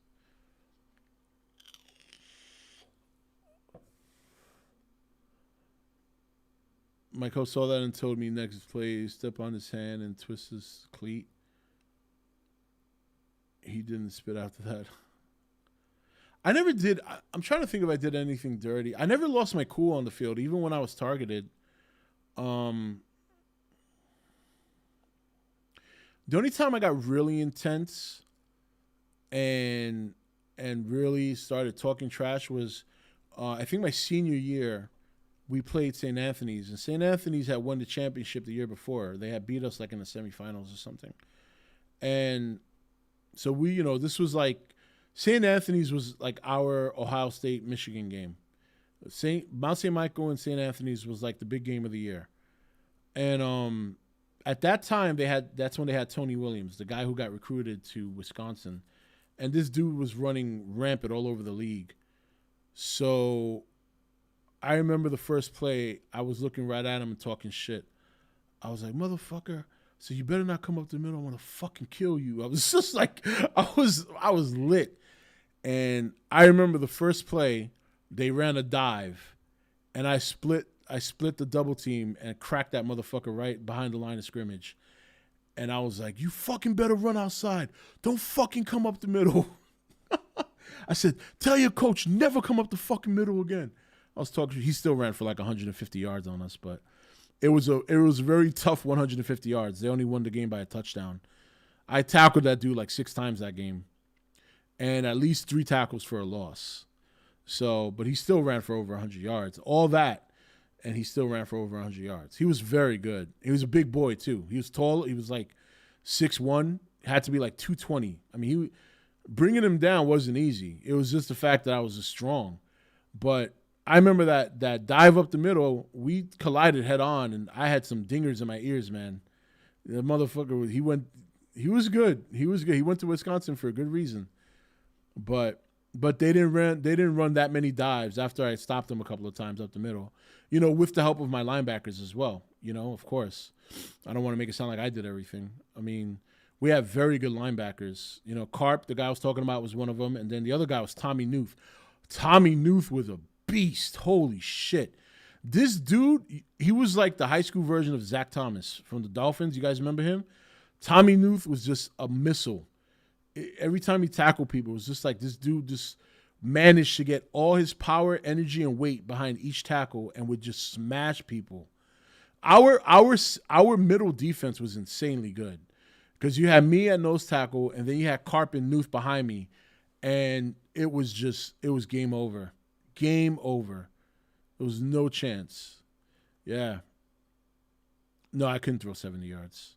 I couldn't even kick that far either. Rob, would you count volleyball as a real sport? Yeah, sure. Volleyball is not easy, dude. I don't know. I know there's some sports out there that look easy. Dude, try playing professional volleyball style. Not just playing on the beach and hitting the ball over the net. I'm talking like spikes and all that shit. That shit is no joke, man. All right, let's do this, Nukes. It's 9:40. Dude, I love the shit talking. I used to tell the center I was going to fuck his dad after a game, win or lose. The look of yeah, you have to say crazy shit to get him to look at you like, I'm gonna fuck your dog. You know, some crazy shit like that. I never said that, but you know that you have to say crazy shit like that in order to kind of, you know, get people like, whoa, what? Crazy shit. Oh man, yeah, football was fun. Later, Zaid. Have I heard of rugby? Of course I have. Who hasn't heard of rugby? It's basically like football without the pads.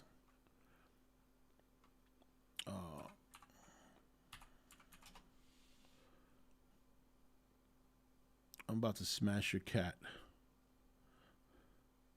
I'm going to dig a hole in your lawn and take a shit. All right. Let me see where we're at here. Oh, we're not that far behind. He missed a week of uploads, so we're 1, 2, 3, 4, 5, 6, 7 videos away from his latest. All right, so this one's fairly long, so let's do this one. You know.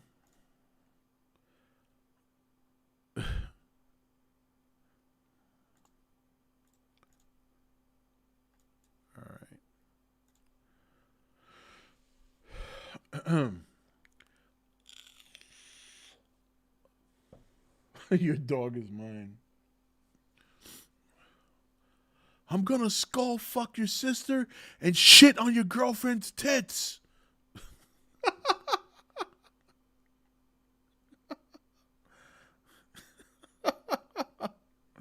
Yep.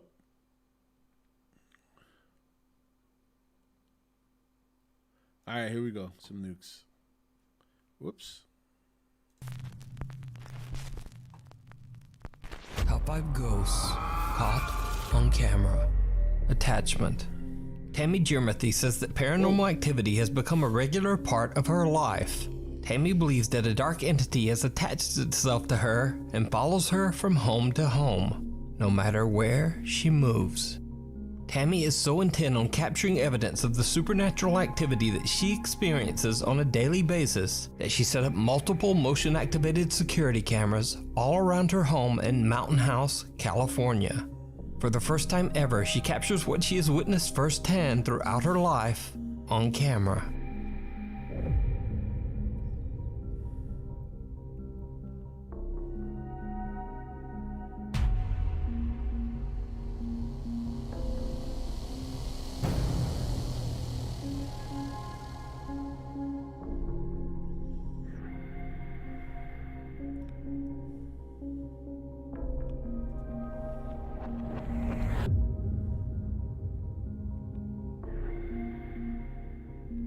Peekaboo.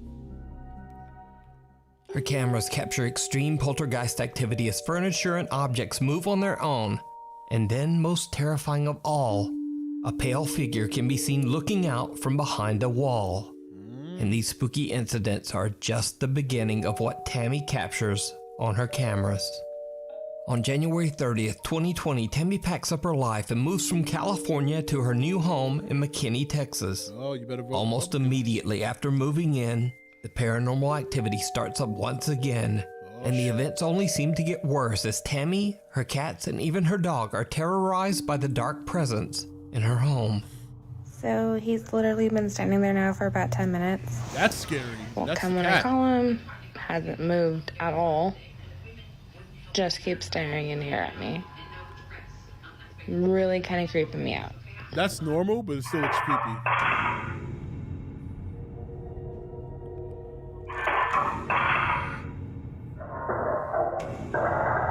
This shit ain't clean, bitch.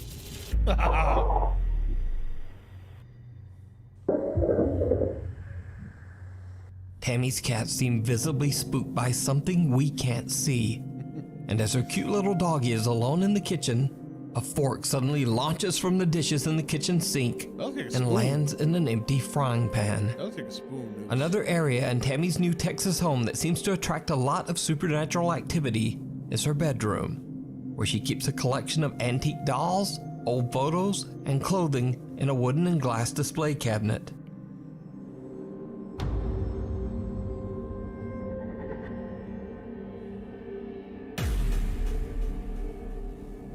Not the dolls. Please, not the dolls. Okay. I Over would the argue years, that Tammy the has arm captured just fell, but countless then it reached out. motion-activated videos of terrifying activity in her home, See, like if the arm and just she fell, that's begins to normal. share her But it videos reaches online on out. TikTok for the world to see. She immediately begins to receive a lot of attention from concerned paranormal fans as she going on, frequently Jonathan? uploads her haunting experiences. To Tammy's horror, the unknown entity that she captured on camera in her old home seems to have returned with a vengeance.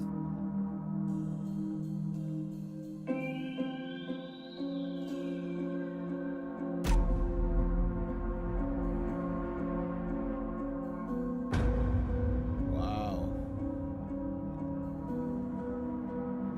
Getting in bed with her. Peekaboo.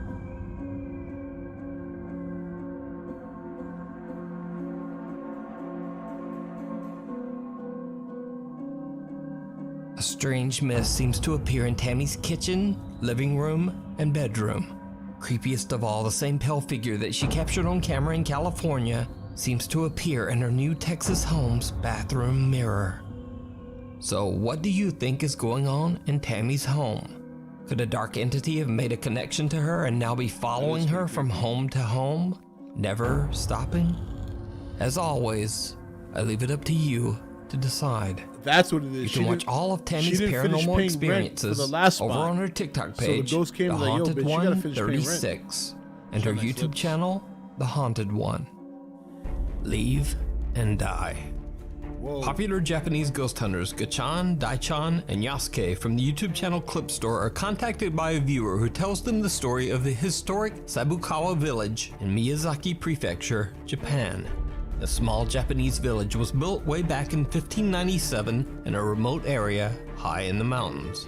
The mountain village had no roads and was a bit dangerous to travel to. So by the mid-1900s, many of the villagers began to leave the settlement.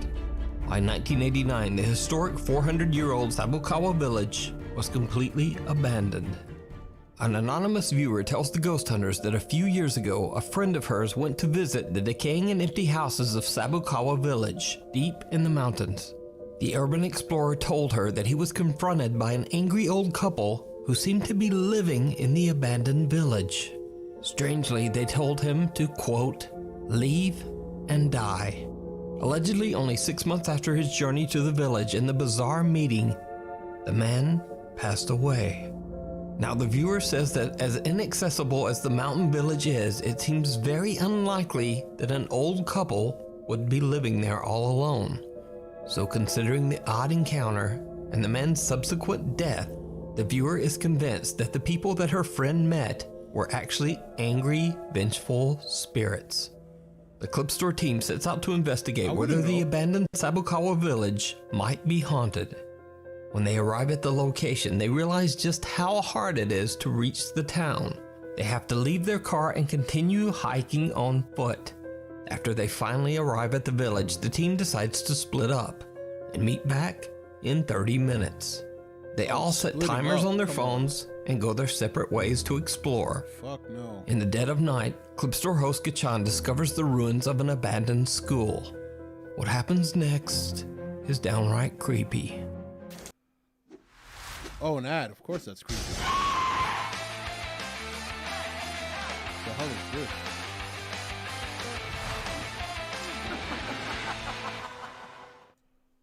Hey Wake Forest, I'm Will Draper of Draper & Co. the Realty, your fuck? local Wake Forest real estate guide, and this is your Local ad. お、裏側。うん、いや、もう無理だね。うん、傾いてるしな。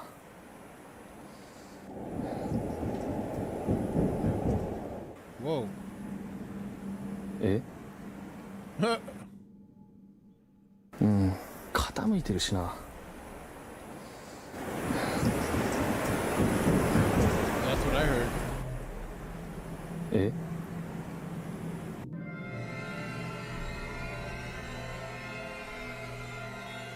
走る足音みたいな人。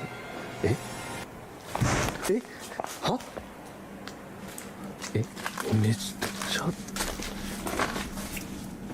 誰？誰もいるわけないけどさ。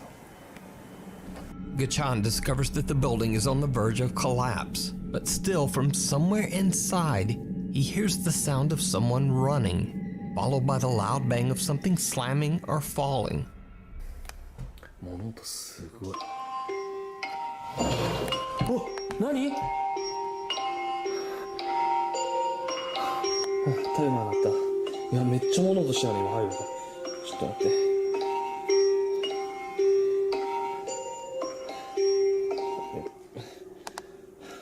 30分経ちました。戻ります。Gachan's timer alerts him that the 30 minutes are up, and then there's some strange loud bang from inside the creepy building that seems to agree. Gachan returns to the entrance of the village where he finds fellow investigator Yasuke. The two guys wait for their friend Dai-chan, but he just never shows up. Uh-oh. The guys start to get worried and decide to go look for him. After a long search, they finally find Dai-chan in what appears to be a long-abandoned house. Oh. Dai-chan? Dai-chan? What the fuck? Dai-chan? Dai-chan? Dai-chan is confused and possibly dehydrated, just sitting there as if in a daze. But his camera is still recording. Fearing for Dai-chan's health and safety, they decide to just get out of there and make the long hike back to the car. Later, when they look back at Dai-chan's captured footage, they are shocked to their core. Dai-chan seems to have encountered something absolutely terrifying. This is the footage from Dai-chan's camera. はい、それでは大ちゃんは今からこの山の上に登って。この家めちゃくちゃ綺麗じゃない？今まで見た家より一番綺麗なんやけど、誰も住んでないよね。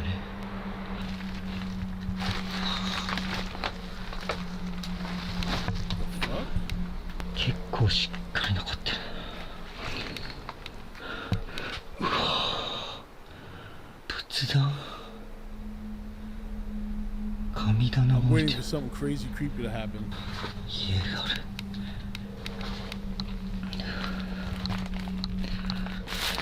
めちゃくちゃ足が悪い。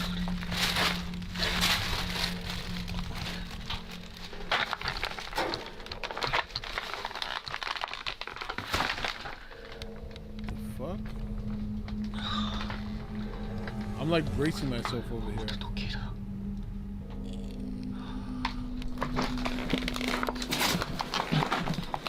There's the Daichan only Zuo. Oh!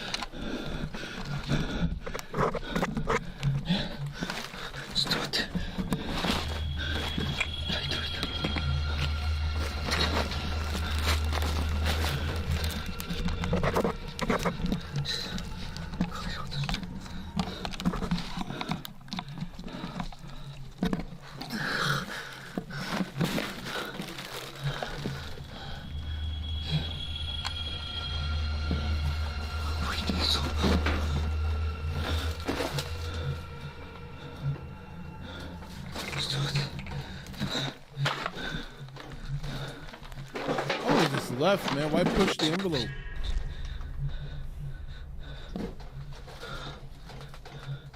Looks like something's still there. Don't open that door, fool. This is the part where you squat and wait for your friends.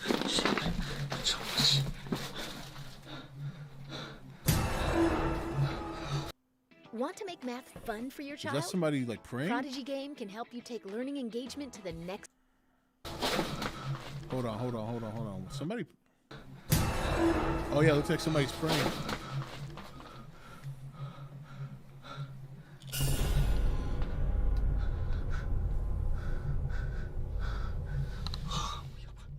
So he was scared shit.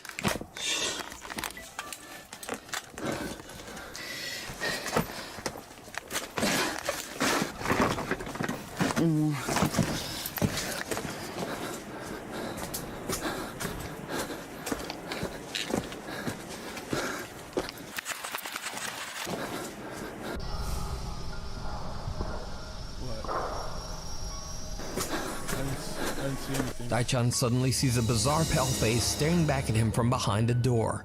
In shock, he stumbles back and falls, but when he gets back up, the mysterious creepy face has disappeared. But then, as he turns around, he sees a man wearing a traditional Japanese robe, kneeling at a Buddhist altar on the other side of the abandoned home. Later, when his friends find him and Gachan walks outside, the same terrifying apparition of the man in the robe can be seen at the window, just watching him as he leaves.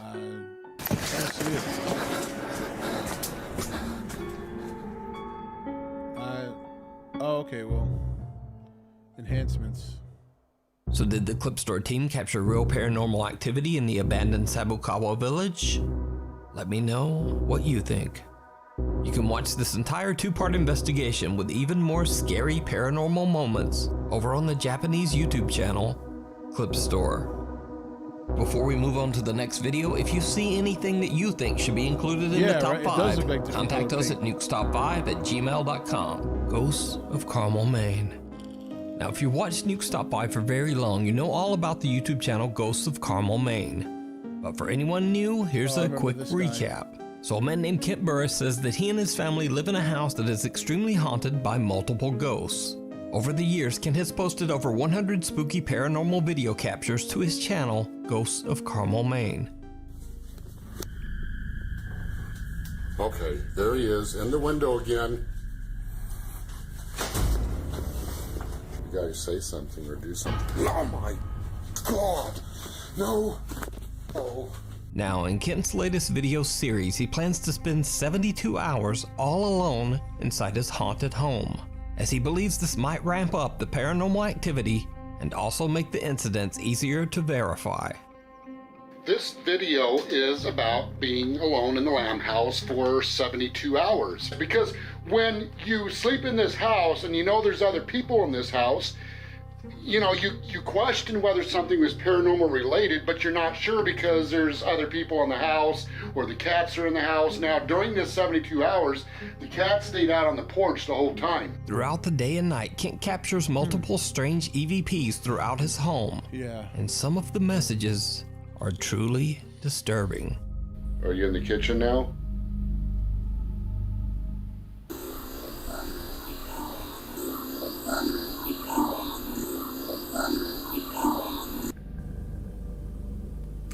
Female disembodied voice.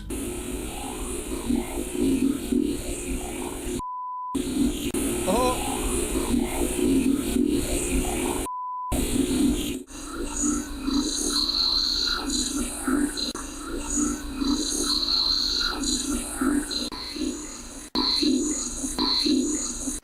And some of the supernatural EVPs that Kent captures even seem to be chilling threats focused directly at him.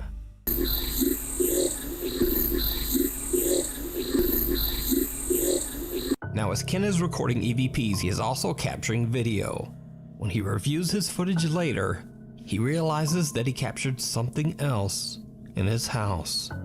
Something absolutely horrifying.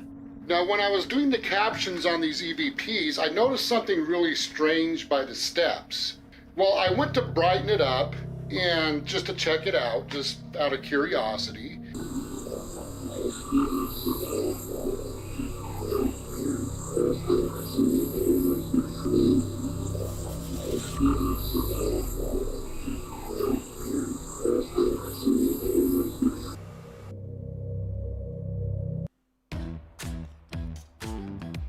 Using my end theme song, bastards.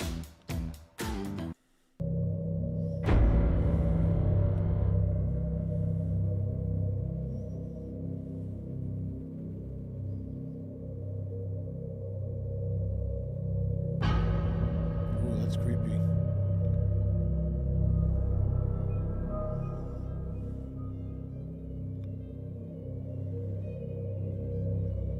A dark figure with an odd distorted face seems to be peering at Kent from around the corner of a doorway, but it's so dark that he doesn't even notice. Later, Kent heads upstairs to film in his bedroom, but he suddenly hears an odd, unexplained noise right behind him. Shit.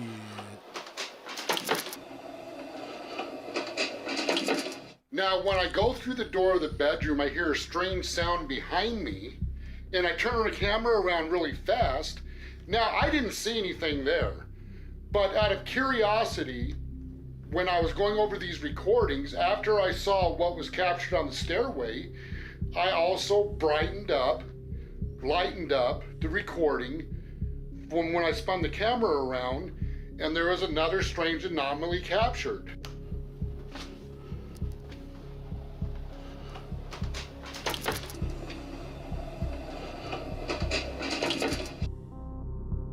That looks like something dipping down. Ken hears the noise, and as he spins around, he captures an unexplained shadow that seems to descend the stairs and disappear from sight. So did Kent capture evidence of the paranormal in his home? Check out his full 2-part series over on his channel, Ghosts of Carmel, Maine, and decide for yourself. Viewer videos. News Top 5 viewer Jordan Bai sent in a video that he took while on an exploration trip to Bodmin Moor in Cornwall, England. Bodmin Moor is a very remote 80-mile stretch of land that is full of eerie legends and historic abandoned properties and ruins. The area is so remote that Jordan and his friend James Wheeler had to walk 3 hours into the wilderness just to find it. One bit of famous folklore from this area is the gruesome tale of Charlotte Diamond, a young girl who in 1844 had her life tragically and brutally taken on Bodmin Moor. The man who took her life, Matthew Weeks, was hanged for his crime, and to this day it is said that both of their spirits roam the moorlands. So, Jordan and his friend James are taking videos of an abandoned home in the middle of nowhere in Bodmin Moor, and they capture something truly chilling.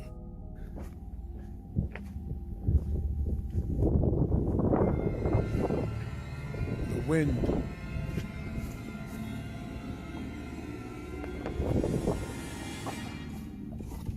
Did you see it? Nope. When the footage is slowed down, the face of a child can be seen looking into the window from the other side of the abandoned building.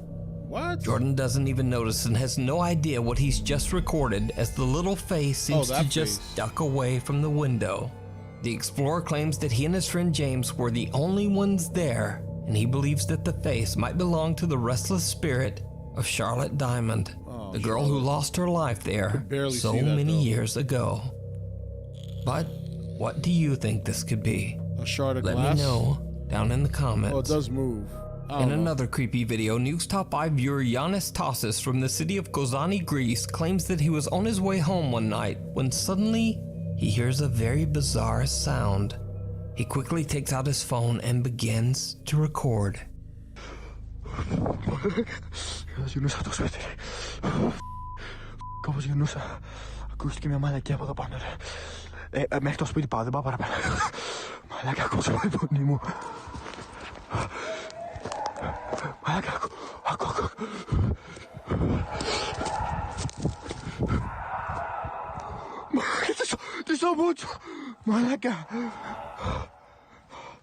Alright, that sounds scary. I would get the fuck out of there. Sounds like someone getting murdered.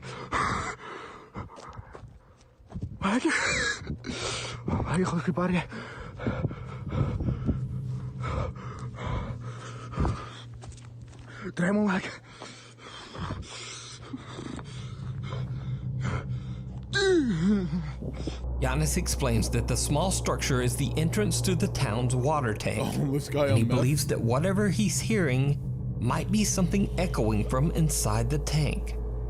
But echoing from where?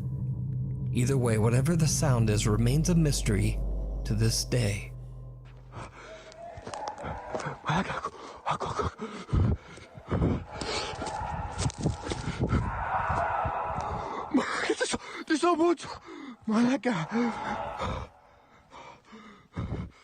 I would just get the fuck out of there.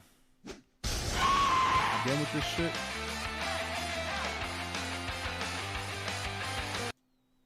Viewer Jessie Chapman claims that late one night her sister, who lives in West Virginia, captured something very strange on her CCTV doorbell camera, and she simply can't explain it.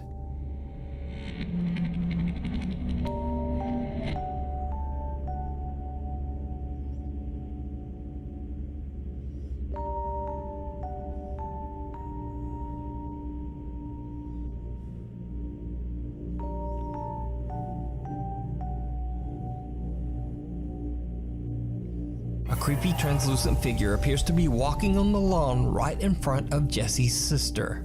But Jessie's sister says she didn't see anyone or anything at the time. And she has no idea what the security camera captured that night. But whether it's something paranormal or just some very, very odd video glitch, as always, I leave it up to you to decide. The House of the Scarecrow. Paranormal investigators Kevin Barranco and Fabio Adalco from the popular YouTube channel Archivo Extinto travel to an abandoned farmhouse in Mexico that locals claim is extremely haunted by a bizarre humanoid entity that they call, quote, the Scarecrow. It is said that an elderly couple who used to live in the large farmhouse tragically passed away after being abandoned by their own family.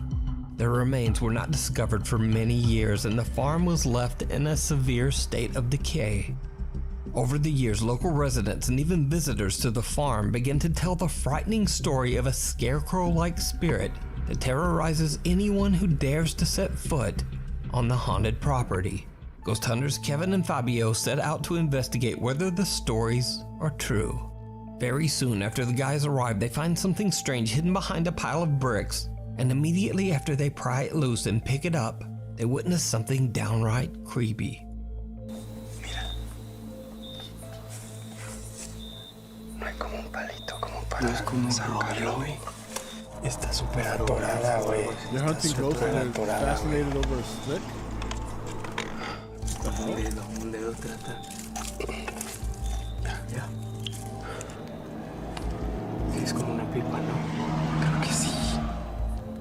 ¿Sigues? Ah, no mames. ¿Qué? Ooh. Sound like the door locked too.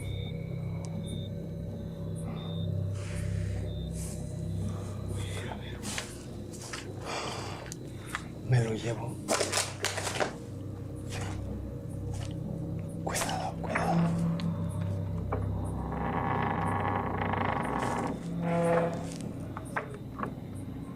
Hola. ¿Alguien se metió? Kevin and Fabio find an odd small figurine hidden underneath a pile of bricks. And then suddenly, right behind them, a door closes on its own. The two explorers immediately head in to investigate. But they find nothing to explain the door's movement. As they continue to look around, things take a terrifying turn. Crabtree Valley Dental is with you through the ups and downs life can bring. We continue.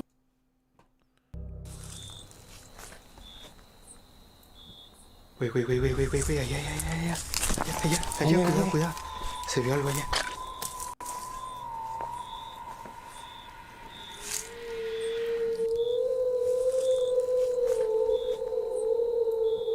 Güey, allá, cuidado. Like, I can hardly see that. It could be like, well, I guess it's moving. Güey, allá.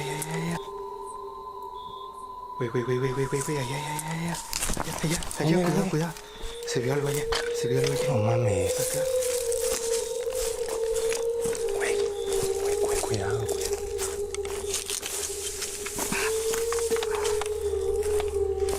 Hola. What the hell is that noise? No sé, pero algo se vio. Solo vi que algo se metió aquí, güey. Güey, no me asustes, ¿qué viste? Aquí, güey. No me asustes, ¿qué viste? Fue una sombra negra. Justo aquí, en este lado, güey. Aquí como si se fuera metiendo hacia acá, güey. ¿Sabes? ¿Aquí? Sí, güey.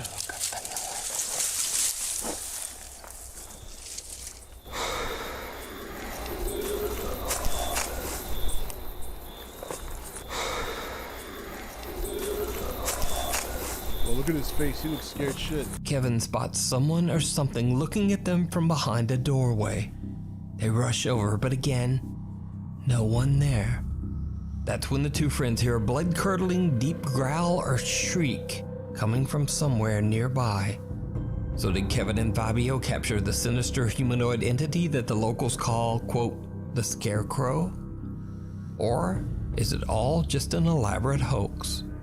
You decide. You can check out this full investigation and many more creepy videos over on the YouTube channel, Archivo Extinto. Thanks so much for watching. Look at my Instagram, it's right there. Look at my Twitter, it's right there. And look, there's a thing. Anyway, hopefully I'll see you next week. That was one of the weaker ones. He was overdue for a weak one. The last like 3 were really good. But, you know, can't always get it, you know? They capture the bullshit man on camera. He's full of bullshit and not some ghosts. You guys want me to set up over here? Oh, man. That's funny. Oh, yeah, that was a weak one. The only one that was remotely pretty good was, what's it called? The Japanese one was all right. So, you know, but. All right, somebody here requested this. I hope he's still here. You know what I mean? So, Brian, you still around?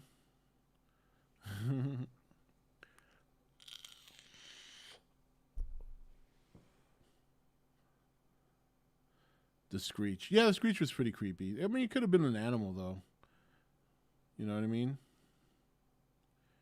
Could have been an animal. Rob, you should sue ad for using your ending. I know, right? I'm so mad. You know what's funny? After I used that music, like only for like 2 weeks, and then I saw it popping up on ads, I was like, what the fuck? Like, I thought I found something special, but I guess not. You know what I mean? All right, here we go. Whoops. Look at the dude that goes flying in the background.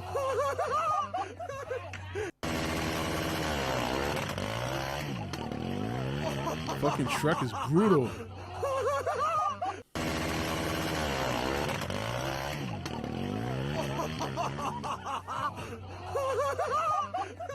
I mean, I'd like to, Gavin, but at the same time, I don't got the balls to do what some of those guys do. For all the shit we talk, you know, whether we think it's real or fake or whatever, it's at that moment, even if there's nothing going on, it's still kind of spooky. I don't know if I could do that. You know what I mean? So...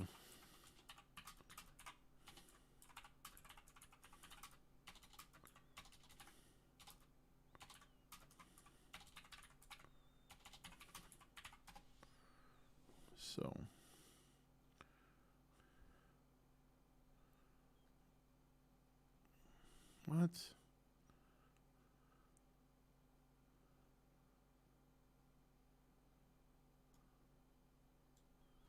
Hold on.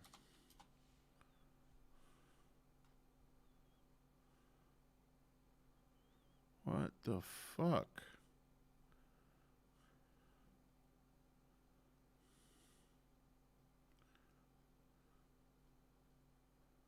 What the hell? I can't believe it.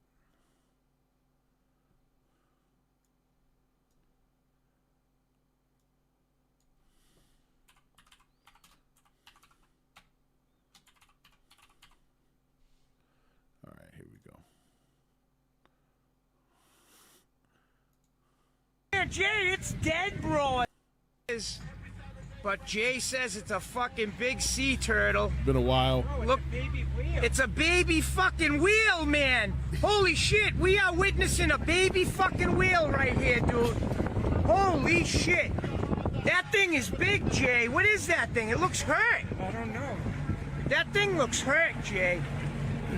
Oh, Jay, man. that thing is hurt, bro.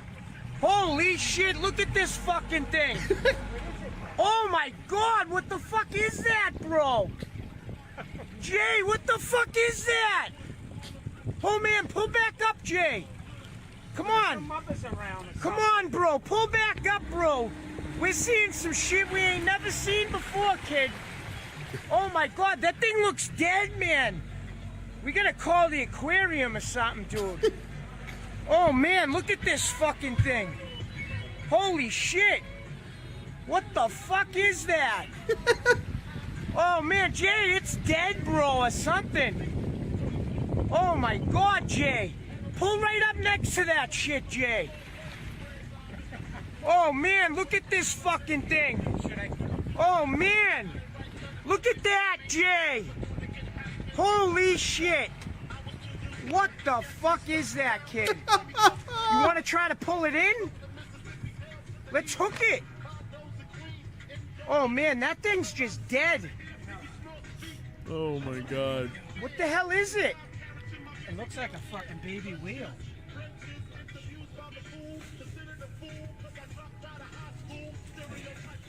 Who are you gonna call? Listening to Juicy in the background. You got that on video still? Yeah, come on, let's pull up next to that shit, bro. Let's help it. Coast Guard. Roasted sunfish in history. Oh man, we're calling the Coast Guard. The Coast Guard? Holy shit. Oh my God. Jay, stop. Here it is, right here, Jay. Oh man, look at this fucking thing. Holy shit. What is that fucking thing? That's a big flounder. Oh, if that's a flounder, man, let's pull it in, Jay. Come on. A flounder? Jay, we could get some big money for that if it's a fucking fish, buddy. Come on. Let's fucking hook that shit and we'll be on the fucking news, man. Come on, man. Let's get that thing. I don't know what the fuck it is, Mike. What is that thing? It needs help, whatever it is, dude. It's dying. This is a sunfish chilling. He's Holy like, nah, I'm shit. good. Will you look at this shit?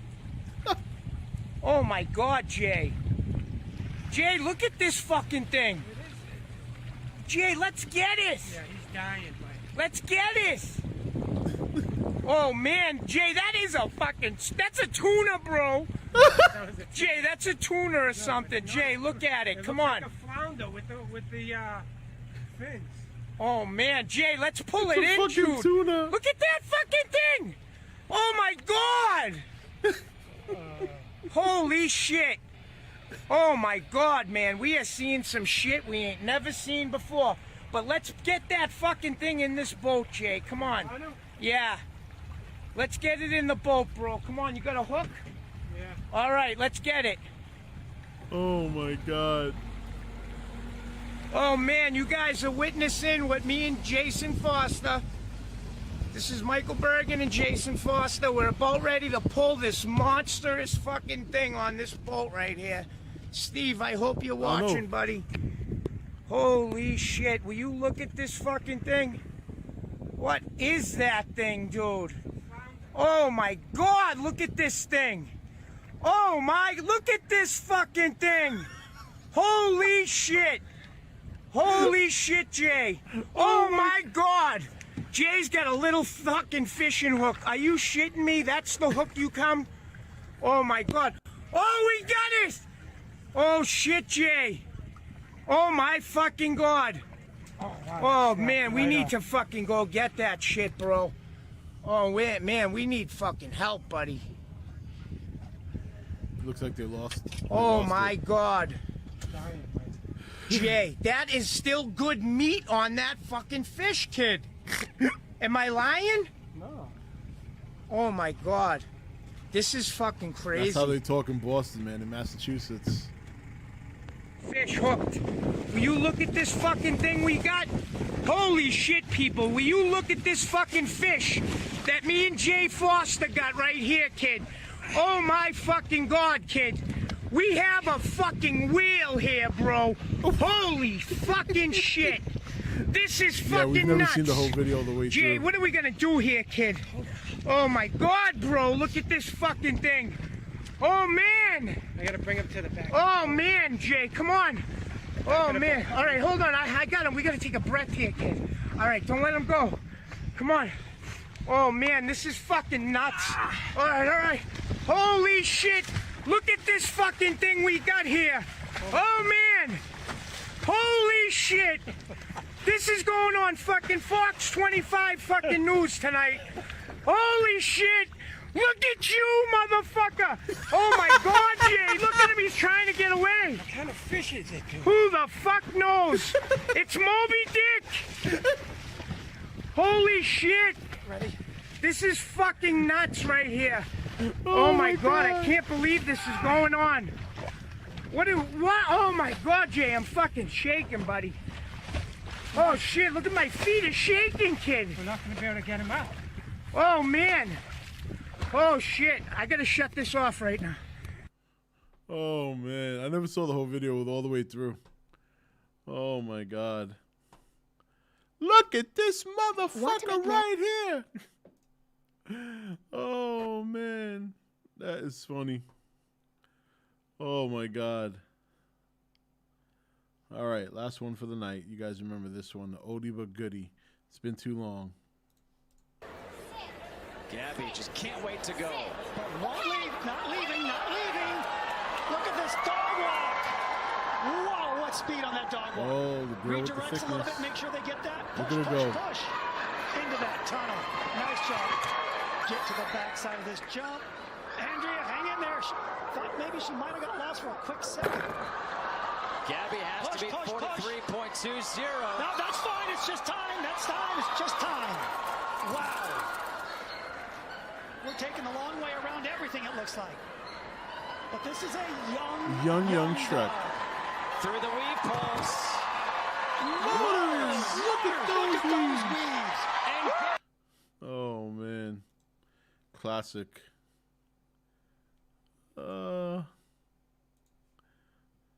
All right. It got to be Nukes that could explain the increase in the ads and video ads. Yeah. Oh.